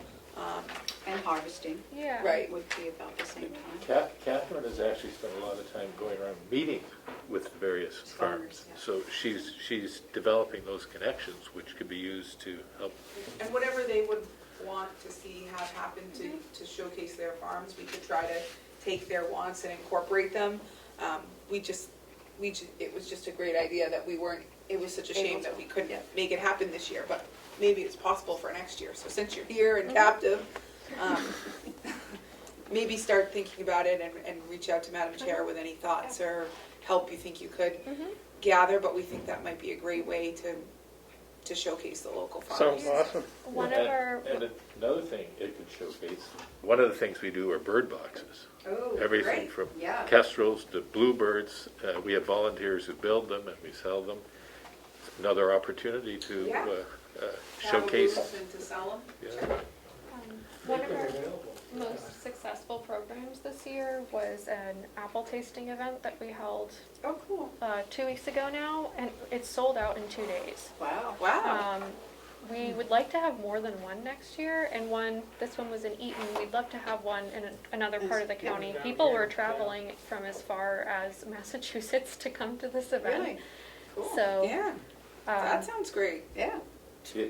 That orchard, that family has been developing it for 50 years, and they have a number of heritage varieties like that are no longer grown, like Baldwin's used to be. Right. I think I read an article on that, what they were doing. It could be, Somewhere. yeah. Yeah. So We could incorporate that. all sorts of interesting things going on in this Yeah, county. it'd be great. I'd like to bring the complex back to some livelihood. I actually have a meeting with, is it William DeWitt? Yeah. Oh, After yeah. this, to tour the county farm and Oh, see good. what we can do there, because I would also love to revitalize the efforts there. I think it's a great resource and asset that is currently a little underutilized. And one of the things that our goal was, if you read the cover letter, you would understand that the board itself is all relatively new. And we're trying to do the same thing. We're trying to revitalize the conservation district. And that's what a lot of Catherine's time has been spent doing, going to the different towns, to the different conservation commissions in the towns, the agricultural commissions within the town, to try to revitalize the district again. We feel that we could really add a lot of benefit to the county by doing that, and just the awareness of all the farms and all the things that we're doing. So anything like the, fall harvest thing that would probably do great for the county and the district, I think is awesome. So, like I said, the board is new, and that's one of our goals, is to revitalize the district so that people understand that we're out there, we're there to help, and we would do, anything for the county. I think it would be wonderful. Yes? So I'm trying to understand more about your entity. How is it governed? How is it formed? Is it a creature of statute? Is that what this is? Yes, so, And so how is your board set up? And how many members are on the board? So the board right now has 4 members. We're down 1 board member, and we're struggling, just like all other organizations, because it's a full volunteer board, to get members to join us on the board. So we are down 1 member. So if any of you would like to join our board, we'd be more than welcome to have you come on board and be part. We meet once a month. I would be willing to do that if Kim doesn't want to. I don't think that I would be the appropriate person to sit on their board, I'll knowing give my you some goats and then you can... limited skill set on the issue, but Commissioner Platch is running a quasi farm down there, so that sounds like it's right up his alley. Where's your farm? So you wouldn't have heard of it. He only raises goats. It actually has a name. It's called Peer Pressure Farm. Because we have Great Pyrenees. oh, We have I'm a peers. dog person. And we actually, my wife breeds them and we sell puppies. But we got them because we have goats. And we have way too many coyotes in Carroll County. So the peers do a wonderful job keeping the coyotes away. What do you, goats are, there's another activity. Goats for Goat weed petting. clearing, and they can be We've transported. leased them out. This past summer, we kept getting calls Yeah. for He our was goats, and we started transporting leasing them in them a out minivan. for, and my wife was actually some days taking goats in our minivan to different, to work, which is kind of another story. Some of the orchards are using sheep. Sheep work To- as well. To keep the I- grass down and eat the pathogens, fertilize. We've had sheep. I've had better luck with goats. For some reason, they just seem hardier to They're a me. little But more robust, Yeah, they're more intellectually and physically. and they're a lot of fun. They can be a challenge, but man, when you get to know them, they're just a lot of fun. So we have some babies right now. So the board is autonomous, to get back to where you were. Okay. Yeah, I can talk about the farm. So the board is autonomous. We operate independently from the USDC. We do function as a subset of the State Agricultural Commission. State Conservation Committee. Are you kind of a quasi-government agency? So that's Or how interesting. Many of the conservation districts actually are county organizations. So, for example, my counterpart in Cheshire County, she's a county employee officially. She doesn't appeal for her budget every year. Ultimately, that's something that if the county was interested in that, we would be also very interested in that. It gives us a little more stability in our funding from year to year, and also brings the idea of unity and cross-county approach as opposed to just isolated in Comeau. I'm wondering if we could open up an office immediately over at the annex. Let's talk about that. Let's think about it. While you're thinking of that, can you explain as well our relationship with, explain who NRCS is, what our office sharing relationship is, and then our relationships with the state conservation organization, and how these districts are a network all across not only the country, but Yes. New Hampshire, county by county. Yes. Explain all that context. Okay. The Natural Resource Conservation Service is an arm of the USDA. They provide help to farmers in a similar context that we do. However, because they are a federal entity, they have much more power, but also many more restrictions than we do. So we're able to be very flexible in the type of assistance that we can offer. Some of that assistance does involve just referring people to the USDA. However, we have a really close relationship with them, and part of our agreement with them is that we provide a few days a week of office coverage in return for office space, and that's just because we are so close together. However, again, that's just it's 2 days a week generally that we have to be in the office, but I would like to expand to not just be in that office. Yeah. And as far as a larger level of oversight, the State Conservation Committee is the oversight for every conservation district in the state. There are 10, one in each county. Sometimes we work together on things, sometimes we work independently. Largely we work independently, but they have given me a lot of excellent examples of things that a county could have, like agricultural equipment rentals. Why pay $6,000 for a piece of equipment you use 3 times a year when you can rent it out for $100 a day 3 times a year? It just makes much more financial sense. And then the county or the conservation district would keep that piece of equipment on hold and available to people that need it. They also offer educational programming, not just to the public, which is what I've been doing, but technical, how to transfer over to a no-till system, things like that, or how to make cider. Some of them have public co-pack and wash stations, so produce growers don't have to have those facilities on their site. They can come over and use them when they need them. Or my Cheshire County, I guess back to apples again, has a public cider press where you can bring your cider apples in. And they have a whole cider day, similar to the harvest day, I think, where people come for 2 days and press cider and learn about apples. Sorry to interrupt for a second. Kimberly, to your point about if you have that harvest day, you should have cider pressing there too. Yes. That's anyways, sorry to interrupt. Go back. Keep going, Catherine. I grew up with this cider press and also popcorn, the old-fashioned, what was it? Yeah, those are my childhood days that I remember. Loved that cider. Keep going, Catherine. I'm sorry to interrupt. I mean, I could just list the things all the other districts are doing that I hope to do, but I don't. So back to NRCS for a minute. The importance of that relationship, that I just want to underscore what you said. We have flexibility that they don't have. So they have a large network and can refer clients or issues to us for resolution that, because of their bureaucracy, they can't necessarily handle.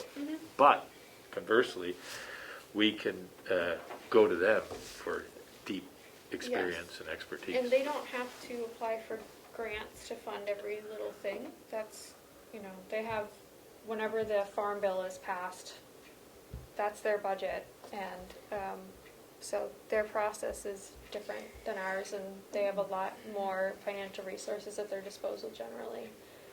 And they do work one-on-one with landowners and farmers in the county. So you can get, landowners can get farm management grant, TSI grants. They're dispersing hundreds of thousands of dollars within the county, and so our relationship can help identify possible recipients. And where we can disperse funds that they aren't able to just because it doesn't fit within one of their programs.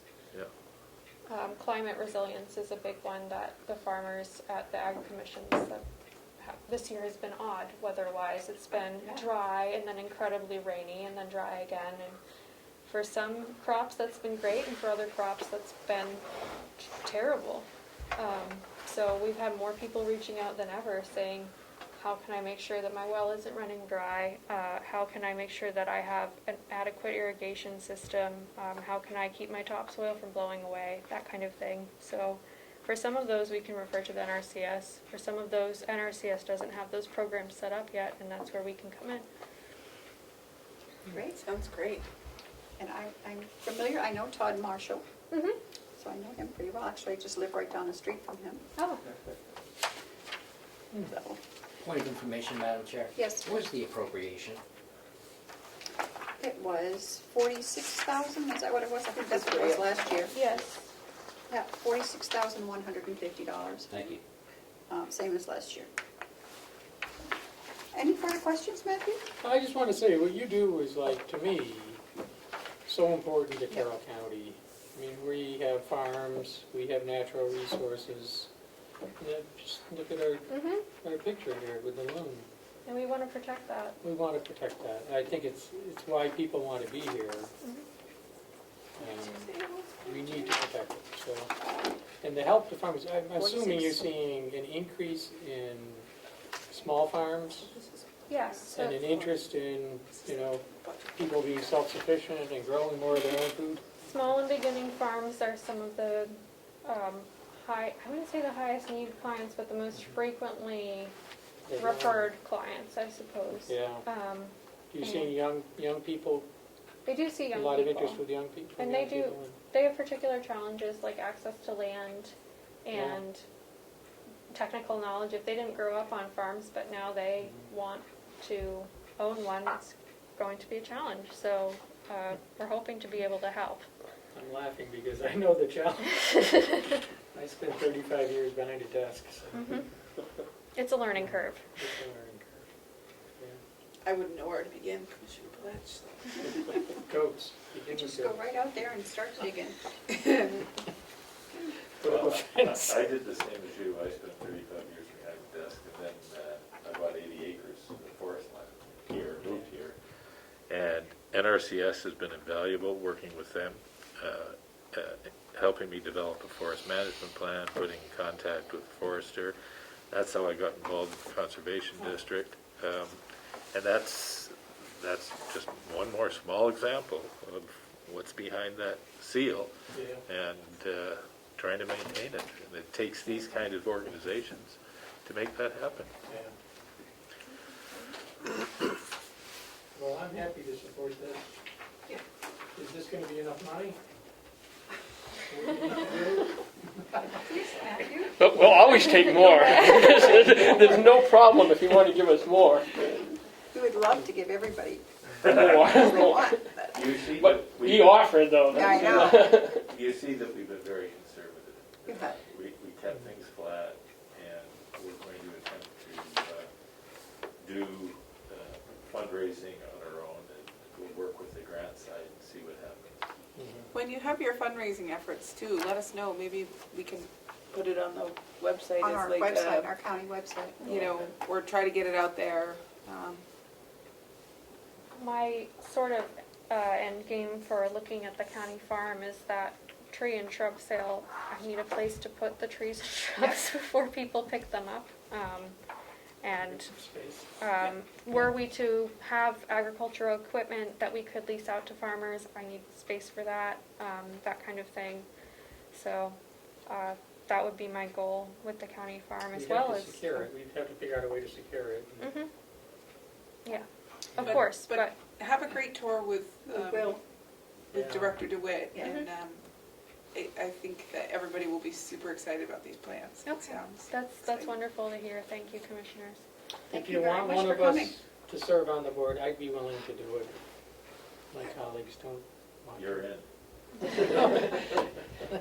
It's only once a month, right? Well, once every 2 months. No, once a month we've been doing.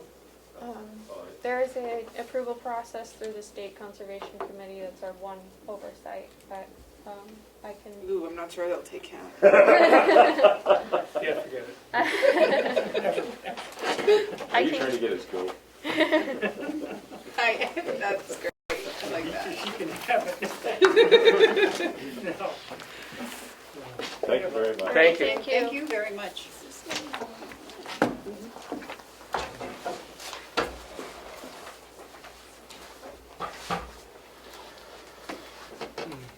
Does this have a separate tab, or is it under the agencies? What I want to do is take the county farm road, which is the next entrance, and go out to the DPW Is this, Is it regional appropriations? is this under regional appropriations Yeah. or is there a separate tab? No, it's there. You Oh, see, yeah, conservation. conservation. Because they're not like the other recipients of regional appropriations. No. They're a creature of statute. Yeah, Really I akin should them be. to the CAC, we have to have it. Well, they, yeah. Yeah, okay. But it would be nice, and we'll have to, They'll kill us though, but. oh well, we only die once. That's true, Why couldn't we that's start true. opening up offices? Get that foot in the door. So this people- Okay. You should have all county attorney's materials. Okay, Ready? and do we have her? Here she is. Yes, we do.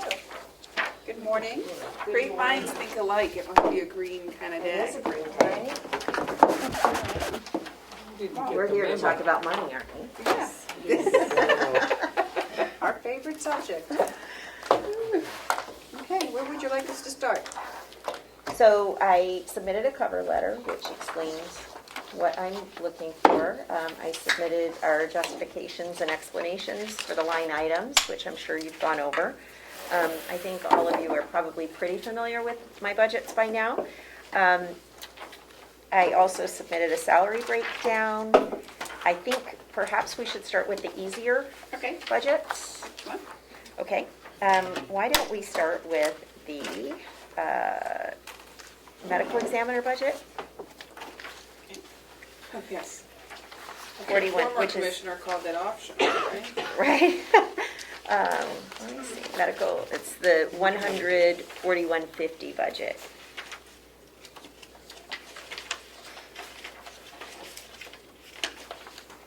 Got it. Medical referee.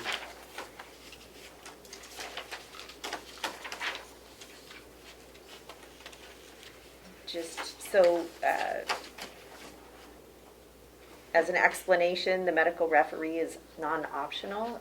It is mandated under the law that we use the forensic medical examiner for autopsies in the state, so that's who we use. There is no option to find outside people to do this. The medical referee budget again went up. I'm proposing a $4,200 increase. The problem is that unfortunately, we are running out of money. This is the second year in a row that we are running out of money, and we're going to have to do line item transfers to try to cover the expenses. The medical referee budget is at best an educated guess. The way that I formulate the budget is I take the past 12 months, add them all together, divide them by 12, and then project that into the next year. I've done that again, and it's gone up again, unfortunately. We just don't have any control over the number of deaths that we have in the county with, opioids, with COVID. There have been quite a few deaths. Not all of them require a medical examiner, but some do require telephone consults, transports, and sometimes the medical examiner does have to go on scene, so there are travel expenses associated with that. So that is, May I ask you a question? Yes. Is this, do all the opioid deaths require a medical examiner?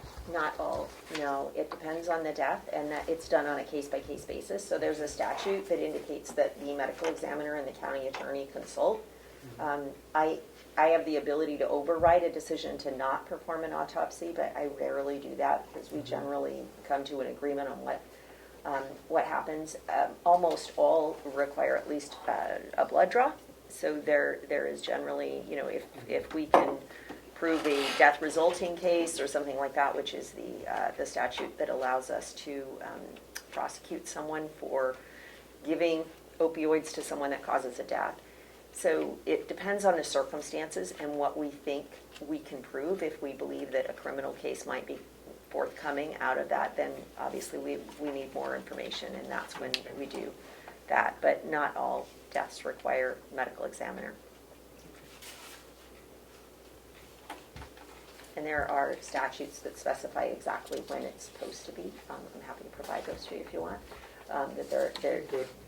Okay. I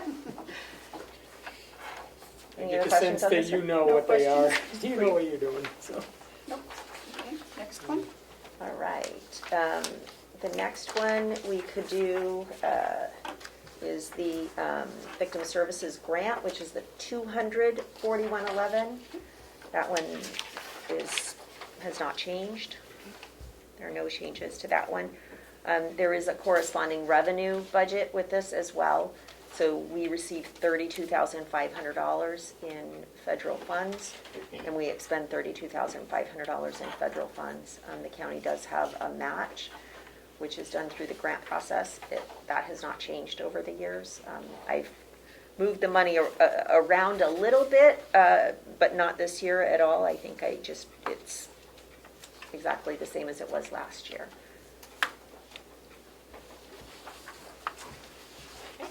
Any questions? No? All right. This year do you want to go over the revenues too, or just the expenditures? We should be done. Oh, your button. So we do have two revenue budgets. One is the Victim Services Grant, which just exactly matches the expenditure. It's the $32,500 that we take in. I didn't provide you that because it's Okay. the same. It hasn't changed, and it's just the exact same as the expenditures.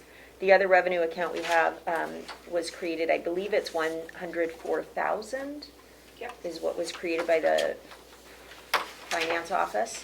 That is just County Attorney 91A income. We just have $1 there to keep the line item open.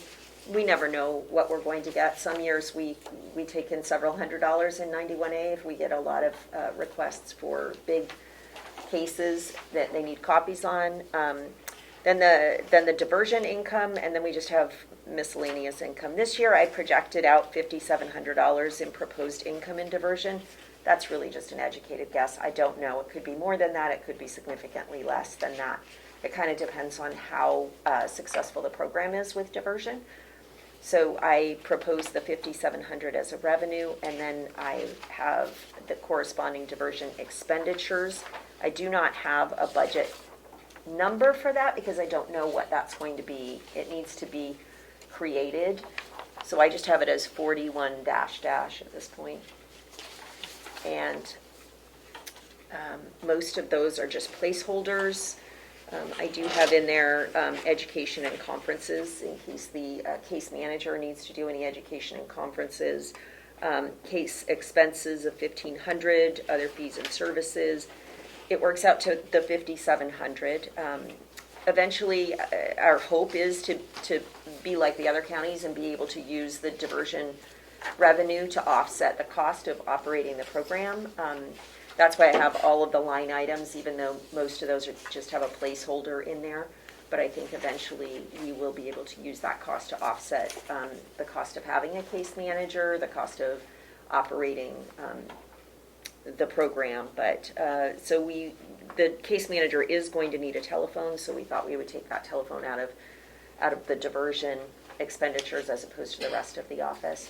Ordinarily, we don't have telephones for anyone other than the attorneys and victim services, but I do think that this is a position that will require a county phone. So, again, that is an educated guess on the diversion expenditures. Next year, we'll have a better idea. Any questions on those? No? Do you want to do the...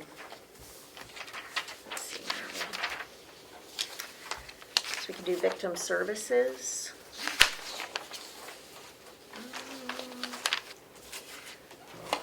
That is the 14111 budget. So this is the one where there's the most significant increase. It is an 18% increase. But what I put down here is I just so that you all understand, in 2013, the budget for this department was $108,000. In 2014, it was $113,000, and in 2015, it was $115,000. So we're not even at the 2015 budget for this. And at that time, there was only one employee in the office. So we have really streamlined that office. We've added an additional person and still stayed under where the budget was in 2015. The reason for the significant increase is a market adjustment to the salaries. It came to our attention, unfortunately, it came to our attention because we lost one of our victim services associates to another county. And at that point, I did a survey around the state, and I realized that we were significantly underpaying our victim services folks. And my concern, obviously, is always retention. What we were paying the person who left was the bottom line for the other counties. So in other words, we were paying her $21 an hour, and actually the starting salary in other counties with no experience was $21.87. So we were under all the other counties, and she had 2 years of experience. So she went for a significantly more, financially better position in another county, and what we don't want to do is lose more people. So that is where the majority of the increase comes from. We just had to do a market adjustment. I did work with Chris over in HR to make sure that we were, staying in the middle of the pack statewide. I called the Attorney General's office and their victim services folks. I was told that they begin at $65,000 a year. We can't match that. We just simply can't. But I did want to get us at least in the middle of the pack as far as the surrounding counties, so that we don't keep training people to lose them to other counties. I don't think that that's fair to Carroll County victims. So that's where that funding comes from. That additional money. A percentage number It's 18% increase overall. That's in the bottom. for a salary? No, so the salary breakdown is in the packet that I gave you all, which is, so the one position will go up, I didn't do the math on the percentage, I apologize. The one position is going to go up, it looks like about $5,000 a year, which is about $2 an hour. The other position is going to go up, and that's the one that's split with the grant. That is going to go up $3,000 a year. So it's not a significant amount, but it does impact the budget because it's such a small budget. So when you go up by $8,000, that's a pretty good sized impact on a $90,000 budget. And then we also, the retirement obviously went up significantly it has gone up, so that increased. So overall, it's an 18% increase, but on a budget that's that small, 18% just is not a lot of money. 18% of 93,000 is, we're talking, what are we talking here, like $17,000? Any questions on that? Is this kind of a one-time? I hope To so. make us commensurate with other counties? It's and just then to stay even with them, and then hopefully every year we'll just stay even where we are. move on? I think what happens traditionally in the county is that we get up with other counties and then we just sort of do small little raises, and then we look around and we realize that we're really far behind. I know that that's happened with the nurses. I know that happened with the attorneys. So that I think that this is the department that was getting overlooked. Did we do a raise last year for this department? Just the regular cost of living increase of $1 an hour.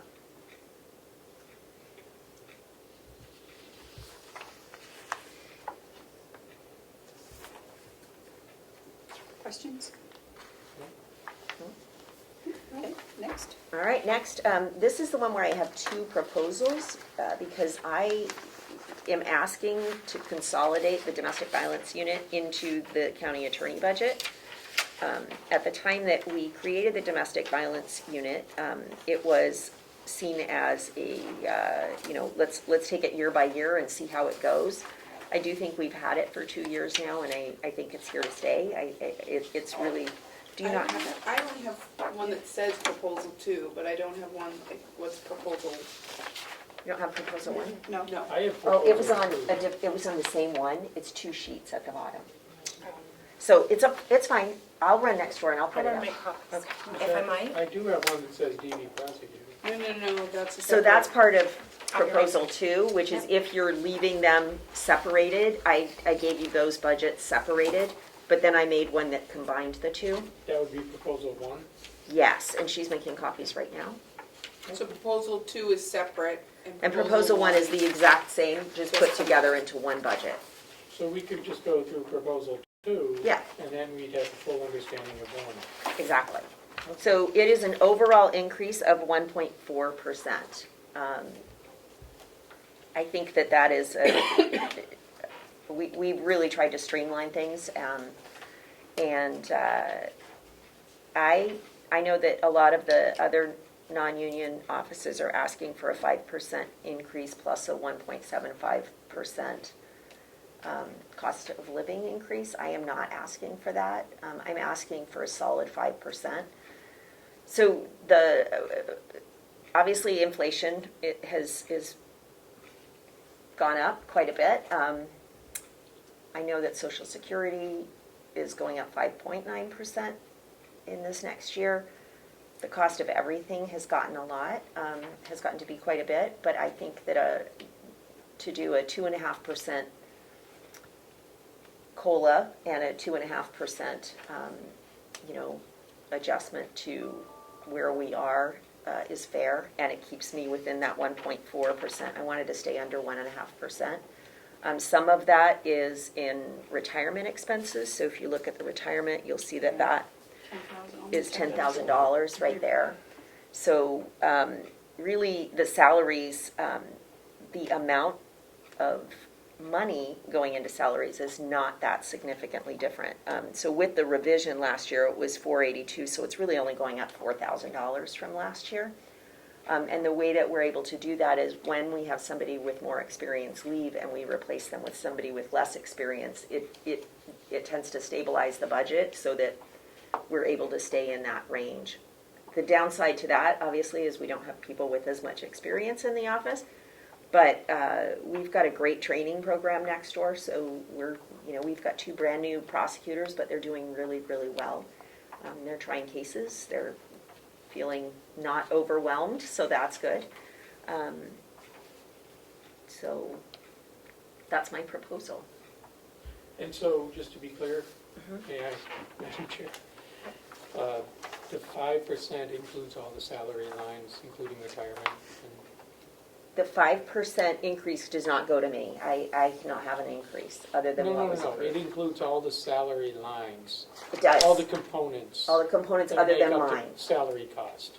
Other than the Okay. county attorneys. Yeah, not you. Right. But So- in retirement expenses, Social Security, everything else. So actually, no, yes. total The 5%. 5% Okay. increase goes to all of those lines, but the overall budget is only impacted by 1.4%. Right. Okay. And I did do the breakdown for you in the salary breakdown to show what the increases would be. So where are you are you reducing any lines here, increasing the non-salary lines? 097. New equipment. New equipment went The down. equipment went down. You're not expecting to, what if you have new people? So that's why I have one computer in there. I think, generally speaking, we'll have one computer crash during the year. So last year we did replace all of the attorneys' computers. So we have backups. They're not as modern. So I did put in the budget for one computer. Looks like telephone is going down. Yep, telephone can go down. I've tried to Office reduce supplies went up. everywhere. Yeah, we have been going through a lot of office supplies, And you're level funding everything else. pretty much. And then salaries aren't going up that much, like I said, because we replace them with people that have less experience. So And the DV prosecutor then, same thing. same increase, same salary increase? The 5%, right. So if you take the two budgets and you add them together, you will find that it's the exact number of what is on proposal 1. So I just, Dollar for new equipment. right. For me, it was simply a matter of trying to have fewer budgets to present every year. And why do you want to do this and not keep it separate? Well, it makes it easier for me when I do the budget to have it as one, and it also gives me more flexibility when I'm moving people around. So, for instance, our DV prosecutor is generally speaking a brand-new prosecutor. They're prosecuting in district court. They're prosecuting the misdemeanors in district court. If I have a felony prosecutor leave, I move that person into that position, and I backfill the entry-level position. That means that we have to move them between budgets. So if they're all in one budget, I have a lot more. Same with support staff. It's less paperwork to move people within the same budget as it is to move them from one budget to another.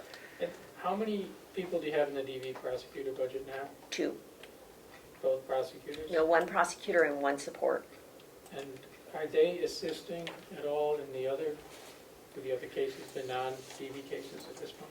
So the DV prosecutor just does domestic violence. He, I think, has jumped on as a second chair to one of the other cases. And what that means is that he sits as an assistant to a felony prosecutor. It's a great way to get experience. And the support person is definitely having to make sure that they're cross-trained because we don't have that many. So when somebody goes on vacation, we need that backup. So I do like to have people cross-trained so that they know how to do each job in the office. Are there enough DV cases now to keep 2 people busy full-time? Yes. Can I ask a question? You may. On the DV prosecutor, it looks like in 2021, the budget was 130,000, but it's only 109 now. Is that because of, and it looks like there's no lines for Social Security and retirement.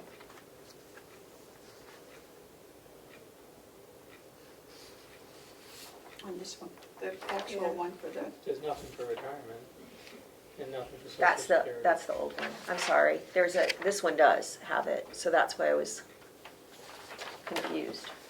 Can I see what you have? And nothing for Medicare. Yeah. Oh, okay, this one makes more sense. Yeah, It no, looks no, like we I have a did- bad one. Yeah. Yeah. So that was the draft one when I didn't have the numbers, but then I did plug in the Oh, okay. numbers. I'm Sorry, I So sent which you a one new makes one. We'd more rather I just- pay you 109. so this one is, I printed that one off, the new one, so we'll have to get together Where's the and new get the one? right one. Right, can Commissioner Platts just view this? Yes, If you- please. It has, it should have that. So is it still 109? No, no, Where did it go to? 132. 132.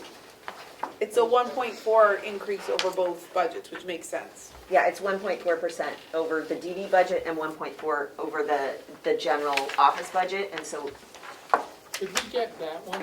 yes. Yes. Yeah, I'm sorry. No worries. I I love printed how the off. green matches your suit. Can I I know. say that? Is that okay to say? I don't know, Commissioner said Platts. it, She so- doesn't seem offended, so I'm not it seems like offended you're by okay. I don't know if you planned it or it's just a coincidence. I You think didn't it's a say anything coincidence. about my green outfit. It doesn't match. Yours is a different tone. Do you Sorry. need your copy right now, or is by the end of the day okay? Yeah, I think the end of Okay, the day. correct. Does it put holes in it? I will put holes in it. Yeah. So, do we want to keep the proposal 1? I- Is it proposal 2? Or what are we going to do? I don't know. Well, I think we Oh, wait. Okay, yeah, okay, I- Discuss. discuss, yes. All right. Do we have any other? Nope, I think that's it. So How all did, together, I have 8 budgets that I present I know. for one office. And so anything I can consolidate makes things easier to keep track of. how did it happen that, I mean, this happened before my time, the DV prosecutor. Yes. It was just last year, It right? was, Last year. we've had it 2 years now. This is the second year. Yep. Yes. Okay. And was it hard to get that approved, or? So when I created it, what I wanted to do at that time, the budget process was a little less smooth than it is now. And what I wanted to do was give the delegation the option to, if they decided they weren't going to give me the domestic violence unit, to have all of the numbers for the regular without having to sit there and reduce it by the domestic violence budget. So that is the only reason I kept it separated, is for purposes of, I didn't know if I was I was asking for a new budget, and I didn't know if I would get it. And I just wanted to make the math easier for them, so that they wouldn't have to Do we have to keep I'm sorry, Madam Chair, may I? Go ahead. I mean, Matthew never asked, so feel free. The medical examiner, does that have to be a separate budget? Because it's not optional. Could you put the medical examiner in yours? I could. Because I would think that would make the transfers when you're getting close to being Exactly. over on that budget easier. I just don't understand why it's separate unless there's a statutory reason or another good reason. There's not. And in Seems like fact, that many, wouldn't- many county attorneys' offices put it into their, some county attorneys' offices have the victim services in their budget as well, and it's all just in one budget. Can you do that with the grant? I would prefer not to. That's why I would prefer to keep that separate. But I have no problem putting the medical examiner line items just right into our Yeah, I just own don't know why budget. it's And Joe, before you leave, do you want a budget book? Yes, You should have one. I am So- making one for Joe. Okay, yeah, Yep. all right, thank For you. Lonnie. Yeah. thank you. bye, Joe. Okay, I'm Bye-bye. sorry, I just wanted to catch him before he left. Okay. That was it. That was my sole question, was if there was a reason the medical examiner was its own budget line. I mean, no one else can elect to use money out of that line other than the county attorney, it's my understanding. It's definitely easier to do budgets in the same budget, to do line item transfers, as opposed to going from one budget to another budget. It's a little more difficult, but I do, because of the grant, want to keep, it's far easier when we do grant reporting to have that be a separate budget. So those need to be separated. But any other questions, concerns, comments? Madam Chair, may I ask a question? Oh, my goodness, yes, you may. It goes back to the DV process. Yeah. So these are mostly misdemeanor prosecutions as opposed to the felony prosecutions? Yes. That you generally handle. And is there a report on the number of cases handled and dispositions? And are you keeping those records? I I'm keep just records for all of mine. I'm just anticipating that if we were to go the route of wanting to put it all together, we're going to get questions about that. You know, what's been going on with the DV prosecutor? Why are we changing it now? Aren't they busy? How many cases have they been handling? Are they handling? And what towns are they doing it for? That kind of, Sure. those kind of questions. Are you seeing towns sending their DV prosecutions to the county as opposed to handling them? Yes, they're not to handle them themselves. So they Anymore. all come to us, other than Conway and state police. In Wolfboro? Wolfboro sends all of their domestic violence prosecutions Okay. here. And, John Nearings, who was our domestic violence prosecutor, who was our initial domestic violence misdemeanor prosecutor, is now a felony prosecutor, and he handles the felony domestic violence. So we really are sort of specializing with the attorneys to make sure that they are well-trained, that they are focused on that. I think it's an important thing. I always like to say that domestic violence prosecution is sort of homicide prevention. It really takes a keen eye to know which cases, are potentially headed in a really dangerous direction. So I take these cases really seriously. As far as the numbers go, I went through that after the first year because I had asked for the money and I said, if you give me the money for 1 year, we'll come back and we'll reassess. And at the end of that year, I was able to present the numbers and it was approved again. So at this point, I feel like it's no longer an experiment. It's something that hopefully is here to stay. It really does serve the victims well. I know that the victim advocacy groups are supportive of it. The trends nationwide are to have a specialized unit, and for continuity across the county, it makes sense to have one person doing domestic violence misdemeanor prosecution, as opposed to having those done in individual police departments and getting varying results depending on who's prosecuting it. So I know that the state police and Conway work really closely with our domestic violence prosecutor, and that is, having those two handle their own cases is how we manage to be able to do all of the rest of them with just one prosecutor. Do the cases come to you from the town prosecutors, or do they come to you from the state police? They come to us from each individual police department, Okay. and they're just sent Because I would think directly to us. they might know local residents, they might have a familiarity with local residents. That can be a good thing or a bad thing, but most of the towns are not, have police prosecutors, so non-law trained prosecutors. These are very complicated cases with a lot of complicated legal issues that arise. So it's important to be specifically trained. And in those smaller towns where they only, maybe get 10 a year, it's not something that they do a lot. So having somebody that does this day in, day out, and only a steady diet of domestic violence cases, understands the law about it, understands, the motions that are going to arise, and understands the specific dynamics that go into a domestic violence relationship. And so they're better able to handle that. Anything else? I don't think so. All right. Well, that was very smooth. Thank Yeah, you. of course. Thank you. Thank you all for your work on this. We When just you are put ready these in binder. for me to come back, I have a non-public, so whenever you're ready for that. Yes, Do would it you now, like to right? do Let's do hers? it now. Why don't we do it now? Or I have to That grab way- the packets. Okay. Mind? That way, I'll read us in while you get the packets and Personnel. we'll reconvene, yes. All right, sounds good. Yes, ma'am.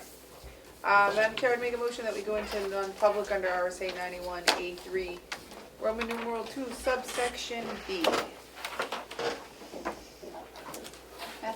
Oh, seconded. all those in favor, roll call vote. Commissioner Tesari, Aye. Commissioner McCarthy, Aye. Commissioner Flash, Aye.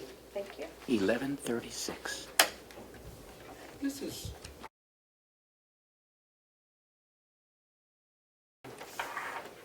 I'll wait a motion to come out of non-public. so moved. Oh, wait, and seal the minutes? Seconded. All those in favor say aye. Aye. Aye. 12:05. Do we have to make an announcement? And then we have, yes, I don't know the two names. Did we leave the paperwork? It's just announced that Michaela's hired 2 new people. Someone else is We, there. the county attorney's office has hired 2 new people. And Supports.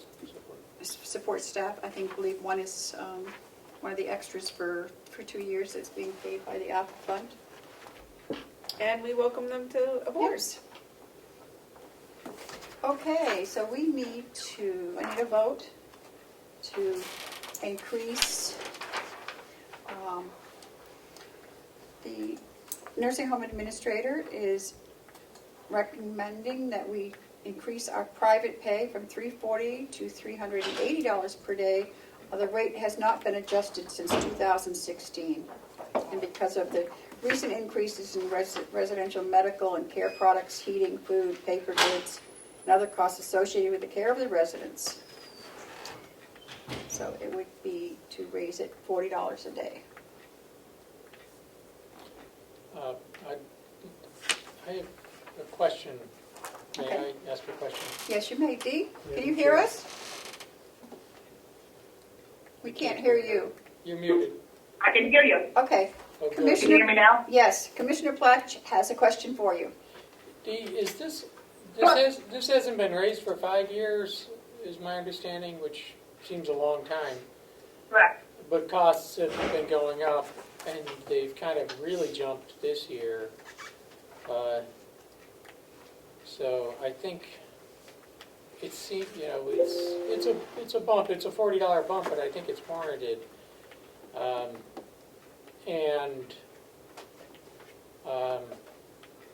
We should probably revisit this again next year and see where we are, because if costs continue going up like this, adjustments will need to be made on a more regular basis. It's just my thought.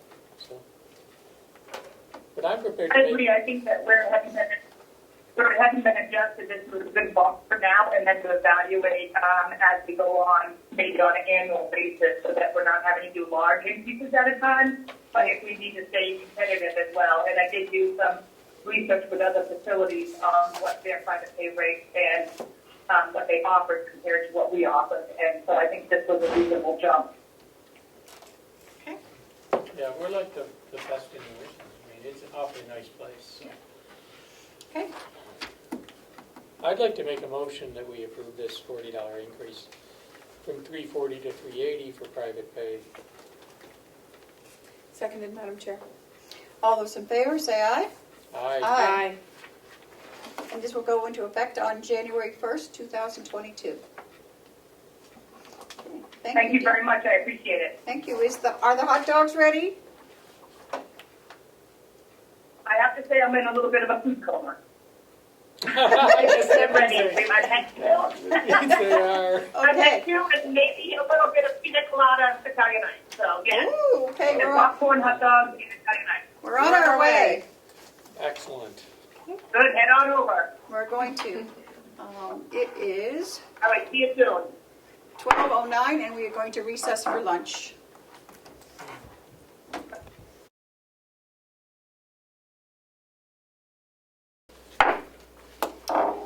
We will resume our meeting and it is 1 o'clock. And the register is back with her recommendations on the bids. So I thank you for seeing me again. I went downstairs to study the 4 bids. The highest was $8,808. I did not call them to see if they had it in stock. Second highest was $6,205. I did not call them either. I called the 2 lower bids. Hypertech, which was $4,453, and they do not have the machines in stock. They apparently did when they made the bid, but they don't now. The 27-inch monitors are 6 to 8 weeks out, and they're not guaranteeing that. And the 24-inch monitors are estimated as January 3rd arrival, which is too late. Connection, I called them. They had the bid $4,015. They are also out of stock. At the time that she made this up, she said they had them in, and they don't have any at all. And they say that they can get me 13 of the 27 inches ones for a higher price. Instead of $181.47, it would be $244.87. Wow. And only 13 of the 15 and none of the 7. So I then called up our IT person and went upstairs with these bids and had him get online. And he checked 2 sources and he can get all 22 that we need at a cost of $4,083.38. If I order them right now, they're in his basket to buy. Apparently Amazon has them because they don't put them in the basket unless they have them. And they will do the job. So I'm asking for your authorization to have our IT person purchase these. It will end up being a little bit more than the bids that are not fulfillable, but not much. Is that like a couple $100 more? Is that what it is? Yes, $4,208.38, Which is still lower than the 2 top bids. which is lower than the 3 top bids. Yep. Okay. Questions? Comments? I Commissioner would Fleck? make a comment that perhaps when we send out RFPs, should point out that it's a binding commitment. They can't do that. We can't do that? Well, we could do that, but they can't. They can't commit. And that they need to provide a timeline when they respond. Important notice. This quotation is subject to the following. Okay. They're subject to the company's standard terms of sale, which describe important legal rights. It goes on and on. I know that I've read in here that delivery 5 to 30 days, small package. The only exception is if your order is being placed. Due to industry-wide constraints and fluctuations, we reserve the right to change pricing at any time. Please refer to our quote number in your order. And the supply chains right now are such, and it's not just with these 2, it's with all of them. Understood. I have had 15 RFPs out and probably 45 to 50 responses, and I'm finding this everywhere. You heard it about the receipt printers this morning. Just supply chain problem. It is supply chain problems, and I'm very excited he was able to find something that they could actually fulfill, and I think that's good news. I hope that you would allow me to have John purchase these. Can I ask a question, Madam You Chair? may. These are new, right? Brand new, We're sure they're not used? brand new. Okay. They fit the bill. They fit the bill. We were going to have smaller ones in the vault because we didn't need the bigger ones in the vault. The smaller ones are right now in higher demand and they're costing more than the larger ones, so I just said to him, just get them all the same size, which will actually give us more flexibility. If one goes, we could go swap them out. And they're all Acer machines. Here's the quote. Acer is supposed to be one of the best, I've It been told. is. It is. Well, I'd like to make a motion that we authorize this purchase and get it over. Second. All those in favor, say aye. Aye. Aye. Thank Done you. deal. So you have Thank the you. authorization to buy all 22 of them, and the price would be $4,208.38. There you go. Thank you. You're very welcome. Okay, we have no, Sorry. it's okay. We have no other business? I don't think we have any more non-public. The union contract is not going to be ready for today in hearing. So that will be next week. Commissioner comments and reports? Anyone? Nothing? No? Okay. Media questions? I see none up there, I don't believe. Do you, No, those are old, those comments are old. okay. And no public input? Oh, public input, yes, sir? Thank you, Madam Chair. My comment is all around the delegation's recent overstated revenue. Just as Commissioner Plash said this morning, I agree that the delegation should not have the authority or does not have the authority to adjust revenues. Revenue. What should happen is you should have an internal policy here to have a statement by the department head, the CFO, and the finance department that this is what is going to be the revenue. And that should not be changed. So the case should be made that when the delegation does this again, that it may even take legal action to cease and desist their actions. This is a repeat of what happened in 2014, very similar. They shouldn't be doing it. I think I brought that up last year, that they don't have the right to change revenues, but I could never get a positive answer on that like anything else for the government. But there is nothing in the RSAs that allows them to do that. No, it does not. It says they can appropriate Right, and that's raise it. taxes, period. Period. It doesn't say adjust revenues. So I would say that that should be looked into, Thank you. and a more firm stance should be taken to not do it. Thank you. Thank you. I'm wondering if the general public think that's worthy of news media. Bring in your button, we'll get some coverage. Sorry. I think that the legislators should be in tune to the law. And if they want to change the law and allow themselves the right to adjust revenue, that they could do that. They could amend the statute. But the statute says that the commissioners, by December 1st, provide a commissioner's budget that shall include expenditures, expenses, and revenues. And that the delegation shall then review the budget and adjust the expenditure lines. And at that point, the tax rate is set.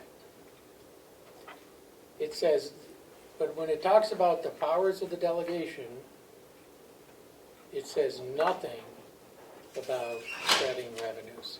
And they just don't have that legal authority. It's not part of their authority. So, apparently they don't care. Because they do this year after year.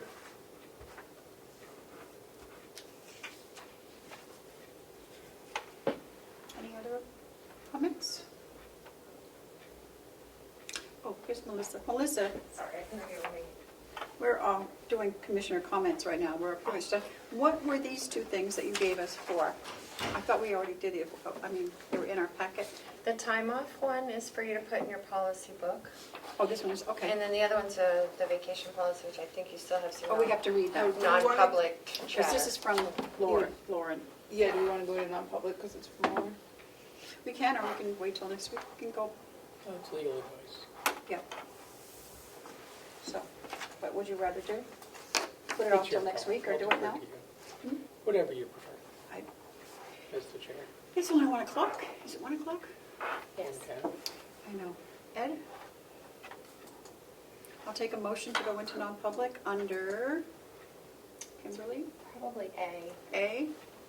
Make a motion that we go into non-public under RSA 91A, Roman, 3 Roman numeral 2 subsection A. Seconded. All those in favor, roll call vote. Commissioner Tesari, Aye. Commissioner McCarthy, Aye. Commissioner Platt. Aye. Thank you. 1:11 p.m. 1:11. Yes. I need a motion to come out of non-public. So moved. And seal the minutes. So moved. Seconded. All those in favor, say aye. Aye. We are now back in our regular meeting, and it is 2:47. And I think that's it. We have nothing else on the agenda, do we? Anything else from you, Commissioner Pletch? Nothing else from me. Okay, anything from you, Commissioner Tesari? Not that I can think of, Madam Chair. Okay, Oh, what? I should do one. Okay, I never did say this, but for the benefit of the record, the county sent its ARPA proposal that was drafted by your 3 esteemed commissioners to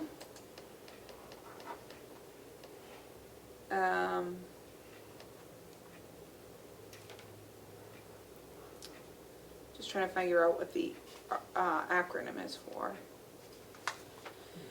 To organization that was referred to us by Representative Bradley, and about a, Senator Bradley, about a organization that was hired to assist counties, the state, and municipalities with determination of projects that could qualify under ARPA. After the 3 esteemed commissioners drafted their ARPA proposal, it was sent to an organization called Gopher, Gofferr. It's an acronym, I'm sure, for something grand. And I received a response back in regards to Carroll County's proposal. The email indicates that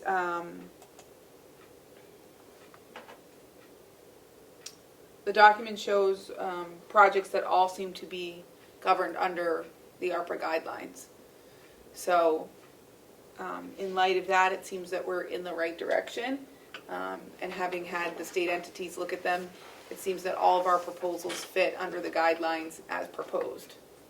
I only mentioned that, Madam Chair, because I know there were some people with questions, but it seems that they have all been approved, although every agency has given the caveat that no one is specifically been designed by or designated by the Treasury to approve or deny, that the final decision has to be up to every county, but based on their extensive knowledge as ARPA and the legal advice they're giving to counties, municipalities, and the state as an entity, these projects fit within the guidelines.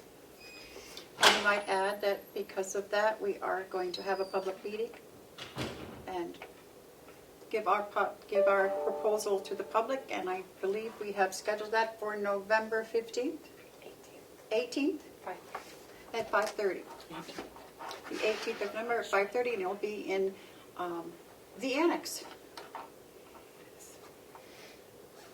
Madam Chair, just for the record, Yes. the GOFR stands for Governor's Office for Emergency Relief and Recovery. See, I told you it was something really great. Thank you, Mr. Ed. That was Mr. Ed. Mr. Ed. Yeah. Can you witty? Somebody go witty. I'm tired. If he worked at the school, that's what the kids would call him. Yep. It's the Honorable. The Honorable Comeau, I'm Yes. sorry. Thank you for finding the acronym. So we will be having a public meeting. I think we will be advertising it in the paper, and we would love to have the public attend so you can see our proposal and get behind us on it. Yes. With a PowerPoint. Yes. And our architect, Mr. Fallon, has agreed to join us, so he will be open to any questions. Excellent. And he is ready and able to help with the PowerPoint. Terrific. And so, onward. I'll take a motion to adjourn. Motion to adjourn, Madam Chair. Seconded.